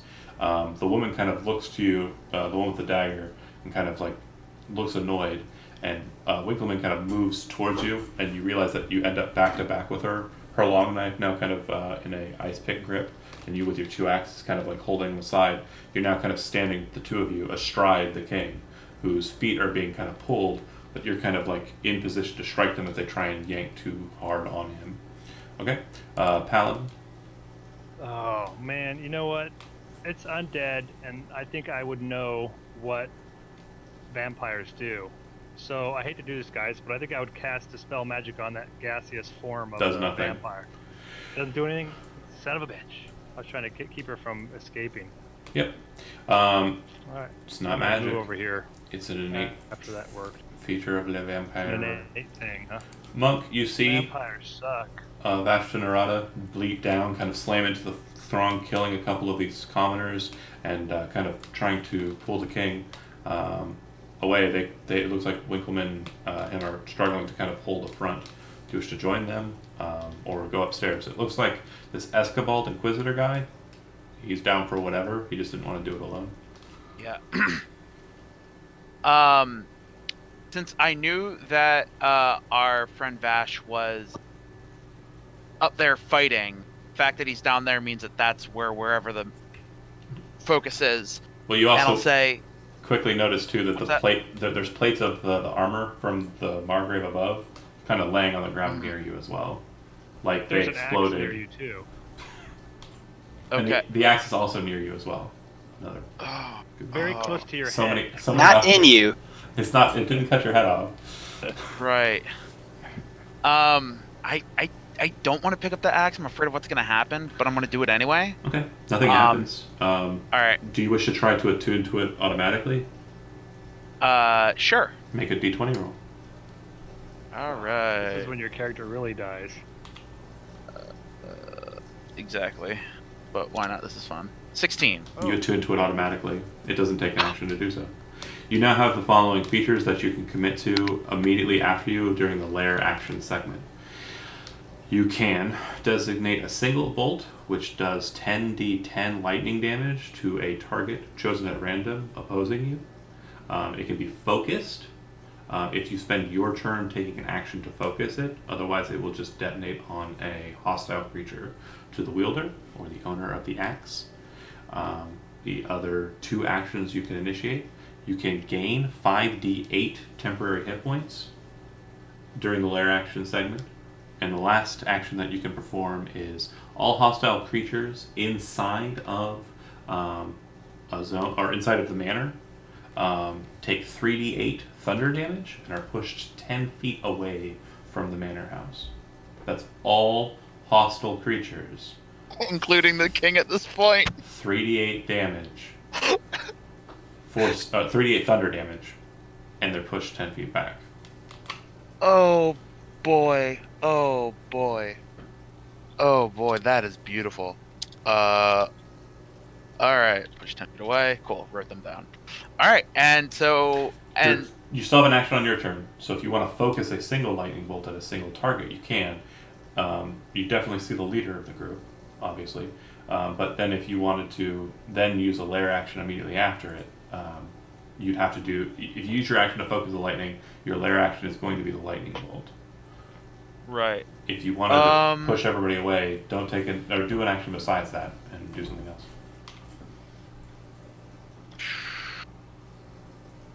I am going to hop to my feet with leap to your feet. And so it only takes 5 feet of movement. Mm-hmm. I should have A I'll rush bunch. up. Yeah. So is there people like all around us then? Am I like in the midst of things? Yeah. Okay. Oops, did not want to. Or Gil. So I'd come in sort of like doing the whole drunken movement, stumbling, sort of barrel roll over something to get in between with the three of us now. And let's see if we can maybe cull some chaff. Oh, wait, it's my turn. On my turn, I will punch, elbow, kick the leader. Okay. Well, we're gonna Well, you just can't, do the punch. you can't get to the leader on foot. There's too many people Oh, in the they're too way. far back. Yeah, they're not leading from the front. They're definitely leading from the back. How far back? 40 feet. Oh, okay. Then I get here and I'll focus and 10 them. And basically on- kind of just keep people... You're focusing the lightning bolt, you mean? Focusing the lightning bolt on the lady with the dagger. Okay. All right. So... Because I take her to be the leader, correct? Correct. On 20, it goes to her. She'll make a dexterity saving throw. Real quick, I have to transmogrify because I didn't think you were going to actually get to attack her. It's great, though. Let me just pull her in from Souls and Swords. Okay, there she is. All right. And Dex. All right, DC is 21 for the Spire. She got a 28. And she doesn't seem to take any damage from the bolt. She seems to nimbly dodge it, evading the strike as it lands on the ground near her. All right. All right. That was 20. It goes to Winkleman. Winkleman uses her action to kind of, having the dagger rested as she does, kind of reach down, grab a hold of the king, and just start dragging him away. A couple of the commoners kind of swing at her with clubs and hit her, and she kind of looks like she kind of gets battered in the side of the face by one. You can see that she's already been hit quite a few times already, but she seems like she's a pretty hardy individual. She kind of takes the blows in stride and pulls the king into the main hall. All right. Goblin King, about 20 feet below you, 30 feet below you. Everyone's inside? I thought everyone was outside. They're outside, so, but like, I mean to say, like, you're kind of at a position where you have to drop down to be able to see out the doors perfectly. You can kind of. I thought I could like fly over this balcony. That's also an option. Apologies. I'd like to do that. I go off, King. Yeah, do you? Can I? You said they're like about 40 feet off the property right now, or like heading off. No. The commoners are inside, basically right about where you can see the monk, right? 40 feet into the throng, because just imagine like that whole thing is filled with people right now, okay? 40 feet out from there, kind of standing amidst the group, is an individual who appears to be the leader. She seems to be the one barking commands. Winkleman just dragged the king into the chamber, so as you're about to fly over, you see her coming into the main chamber. And it looks like Escobar, the Inquisitor, kind of moves over to him and starts inspecting him. And Winkleman's yelling at him in a language you don't know. So yeah, are you wanting to go for the leader of the mob, or? Does the mob look like they're like getting get ready to like rush the door or something, or are they just kind of like hooting and hollering? At this point, it's more of the hooting and hollering, basically standing like line to line with Vash and the monk, and kind of not pressing their luck because those axes are a lot deadlier than clubs. Okay. Yeah, I guess I kind of just want to try to calm the mob. Yeah, I'll try to see if we can use our talky words. I'll just kind of shout out, "Your Duchess." Oh, I can't do the accent for this. Your Duchess. Your Duchess is dead. Lay down your arms, or be branded traitors of Rastegar. This fight is over. Okay. You see, Stuck the land. in response, the commoners kind of are looking around at each other, kind of confused, and you see that people in the back, like actual soldiers and militants, are actually trying to pull the commoners in the back ends of the throng away and kind of like push them aside. And it looks like they're trying to move in, but it doesn't look like they're trying to get in. It looks like they're actually trying to basically perform a police action on these people who went a little crazy. Like they're trying to calm them down as well. Mm-hmm. From the outside. Okay. All right. Sounds good. Well, yeah. Hopefully, if we use enough talky words, we can settle this without any more blood. I would like for you, Vash, and Ashley to go ahead and make a. Also, Keishi, go ahead and make a perception check. 21. Crit because of my glasses. Okay. So the 21 and 22 will be sufficient. Two things you'll notice, and the 10 doesn't get you anything, sorry, buddy. Two things you'll notice is that, first off, the specter, the misty specter of the lady kind of drifts out of the balcony and seems to just be flying out into the city. First thing. Second thing is the woman in the brightly colored clothes, as the militants are trying to calm the situation, moves into the throng of soldiers, not noticed by them, and seems to basically kind of try to envelop herself in kind of like more Assassin's Creed references, tries to blend, and it looks like she is managing to evade their notice or care and is escaping out of the castle property. I shout out like, "She was their leader!" Okay, make a persuasion check. All right. At, Come on, at Esper disadvantage. Keys. I didn't pop my perfume of bewitching, so darn. I'm not getting that ablation. 19. Okay.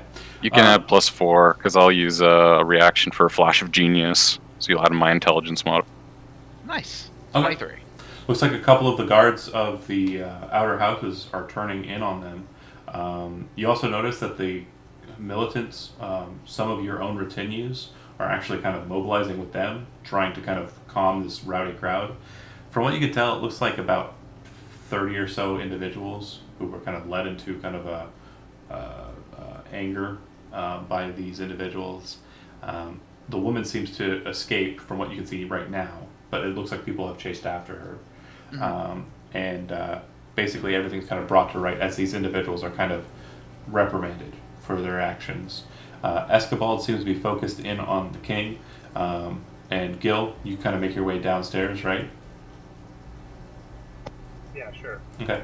You see the king, and you see the Inquisitor standing over him, and he says, "You are paladin. You are a holy knight. Is that correct?" That is correct. I need your assistance with this matter.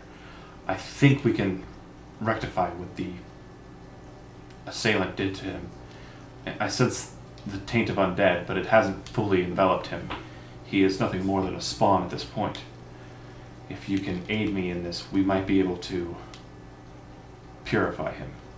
Will you help me? Yes. I think we can do this. Make a religion check. Religion check. And I still have lucky points left. I gotta say, man. Sure. So that when I roll horrible, I can take care of it. But no, that's not bad. 16. Do you want to stick with the 16? Or do you want to roll it again? I think I'll stick with 16, and then I'll roll afterwards just to see what I would have got, just to know. Alright. Oh, I should have saved my thing for you. You and him kind of stand over the king. Winkleman kind of steps off to the side, and the two of you are basically trying to kind of perform some rites. And he's trying to instruct you towards the rites, but during the process, you keep on getting it mixed up because the way that he's basically displaying the rites, they don't mesh with Gemwich or Gemwich. You basically keep on kind of in your own head. Like, how do you refer to Gemwich? Grams. So Like grams. you can say, that's not what Graham's Gemwich says. That's not how Graham's Gemwich taught me how this is supposed to go. And you keep on conflicting in your own head with the rites, and it causes a problem for the two of you working together. But it gets to a degree where you then have a decision to make. You have two options. Only two. You would have had a third one if you'd done better on that religion check. The two options are as follows. You can allow the king to live in this state in hopes that his attendants can maintain him in this state and not allow for his vampirism to progress. Option 1. Alright. Option 2 is destroy the vampire now. Ooh, jeez. Kill it. Oh, that's And bad. the Inquisitor, who's the only other person, and he's basically yielding you to you, because you're the two people who have come to this degree of Is control. there any possibility He is for I could do destroy an it option? because he's an Atavian Inquisitor. Yeah. Suffer not the unclean to live, destroy this thing. Winkleman is like, he should be allowed to live. So you have two people who are kind of engaging you Right. in this process. Now I will say that at this stage, the throng is being like thrown about. Vash, you kind of are stepping back into the main chamber. The same would be true of you, Ashley. The same would be true of the goblin, who's kind of the Goblin King, Goresna, who's kind of coming over the balcony, looking down at the situation as it unfolds. So, it is your, Kevin. It is your, you are pulling the trigger. So, Who no matter what they who tell becomes you, king? Who becomes king if I kill him? Do I know? make a history check.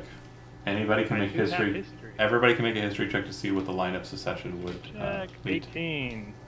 It doesn't Gilbert, is it? 20. Not I. I just had to throw that in there. Okay, King Goresno. 3 people will have to conflict for the title of king at this point because of the current stricture. One of the 3 duchies of the Kingdom of Rostagar will have to fill that slot. One of those Who are- one of those Like the duchess Bloody Duchess? is the Bloody Duchess. Holy shit! The other two are a bit more well liked and people you trade with already. Well, this is what I'm thinking. I'll talk this out to you guys. My character is a paladin of redemption. He believes that, like, you got to give your enemies a chance to be redeemed, but it's an undead and it's a vampire. So, if we can't turn it somehow, I'm almost thinking it would be better just to kill it. But then again, I could kill it, and then the Bloody Duchess could come and assume the throne, which would be a lot worse for this city. Well, Another thing that you've observed tonight, though, is you've observed the king is a spawn of now who we know to be the Bloody Duchess. Right, which would So be on one horrible. side. Yeah, so I would probably kill him, but it kills me to kill him. again, you're the one pulling the trigger, so Yeah, I you're would- the one who will make the decision ultimately. However, if anybody wants to interject any desires to allow him to live in this Yeah. state in the hopes of trying to become agent over his own course of life, which is what Winkleman is vying for, or Right. if you wish to terminate based on the fact that you know that he is now the servant of the Duchess. Yeah, the way Eyes is seeing it, I agree with Ash over here. We let him, if he lives, he's essentially already, he's her puppet. She's already ruling here as it is. You kill him, there's only a 33% chance that she's ruling here. I like those odds. My, yeah, you know what, I'm a man of, odds. Well, is there any way to maybe interdict something within that ownership that the Duchess holds over him, that he may be able to gain some sense of free will? This is above things that I know of. Winkleman starts saying that the Magier might be able to assist. She kind of curses his name, wishing that he had remained for this matter, and says there might be someone who can help him with this. She doesn't know personally. This isn't my area of expertise, but we have unlimited resources. I'm sure something can be done. Well, what say you, Vash? What say you, Kenshi? Wait, I got your name Keishi. wrong. Keishi, yeah, I was close. What do you guys think? I want to hear your opinions. I think people are into some fucked up shit around. Really, Wanna get go- your house in order. I want to go back home. We can't have that leading this kingdom. Kill it. That's what he would say. The samurai What do you says, would say? "Suffer not the unking to live." I mean, that makes sense. Okay. So, That's 3 votes for kill it, or Yeah. 4 votes for kill it. looks like Sounds like 3. full. Ashley's leaning four. towards if something possibly could be done, that's probably the best course of action, but if that's tenuous at best, Oh, and I I'm apologize. not going to say. I apologize. 4 options for who succeeds. There are 4 duchies in Rossigar, not 3. Apologies. Well, Better that still, just, better skill. our odds just went up, boys. What you would know. I likes those odds. What you would know, people who got a 15 or better on history, is that the 4 houses in question are House Berwick, House Oltan, the Duchesses, House Orenston, and House Otomis. What you would know, Gorenzo, with your role is House Oltan is ruled by the Bloody Duchess. You have no trade negotiators with her. House Berwick is ruled by a noble and honorable individual whose name I don't have readily available, but they are more focused on the lower people and not so much like progress with wealth. It's more or less keeping everybody fed and everybody sustained with good work. House Orenston is a lot like Rostigar in its provinciality. Its main hub is Starport, and Starport has sky rails that connect to points that lead to the Shattered Isle. Basically, your main connection point to here, probably the way you got here, was through Starport. And House of Thomas, leaders of Whitebridge, very militant, very focused on the defenses of the kingdom as a whole. So those are your options. Well, technically, it's still up to Kevin, but Right. Grenzel's already thinking, well, if he does pull that knife, well, House Ornston, starport. We could back them. Exactly. Help. I was about to say politically, you have a lot of throw here. I mean, some of you have a lot of throw here. So, yeah, you have the ear of the Emperor and Saria, and whoever they would basically select would probably be the next king. Or at Let's least, see, but it seems like a war though, because she's going to go after whoever she's going to try to take it, no matter who it is. it would seem so. It would You know be what we should foolish do? of her.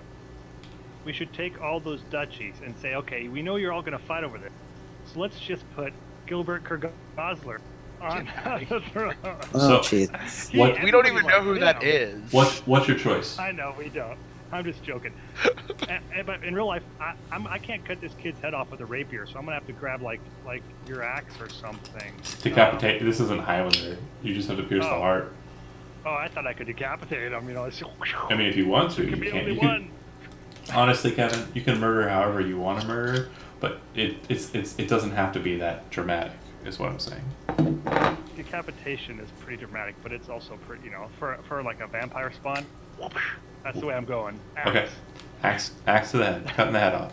Okay, so Yep. you pick up the you request the axe of the spire from Ashley, I think is the one who attuned to it, right? Yeah, Ashley had it. Yeah. Yeah. Yeah, actually had it. And take it over to the king. You explain your choice and explain your reasoning. Escabald Right. backs you in this decision. Winkleman is incensed. Is basically just livid with the situation and moves away from the group as this is happening. And you bring the axe down, cleaving the boy's head from his body. Appears to stop the vampirism. Almost as if like it were precisely the moment of that cut that caused it. The sky outside goes dark. Oh shit. Oh shit. And that is where we'll leave off the Patreon Oh, no. game. Sam's going to be so What have we pissed. done? I look forward to next Oh, Friday no. where we'll be running the World's Eclipse. Soul and Swords, check it out.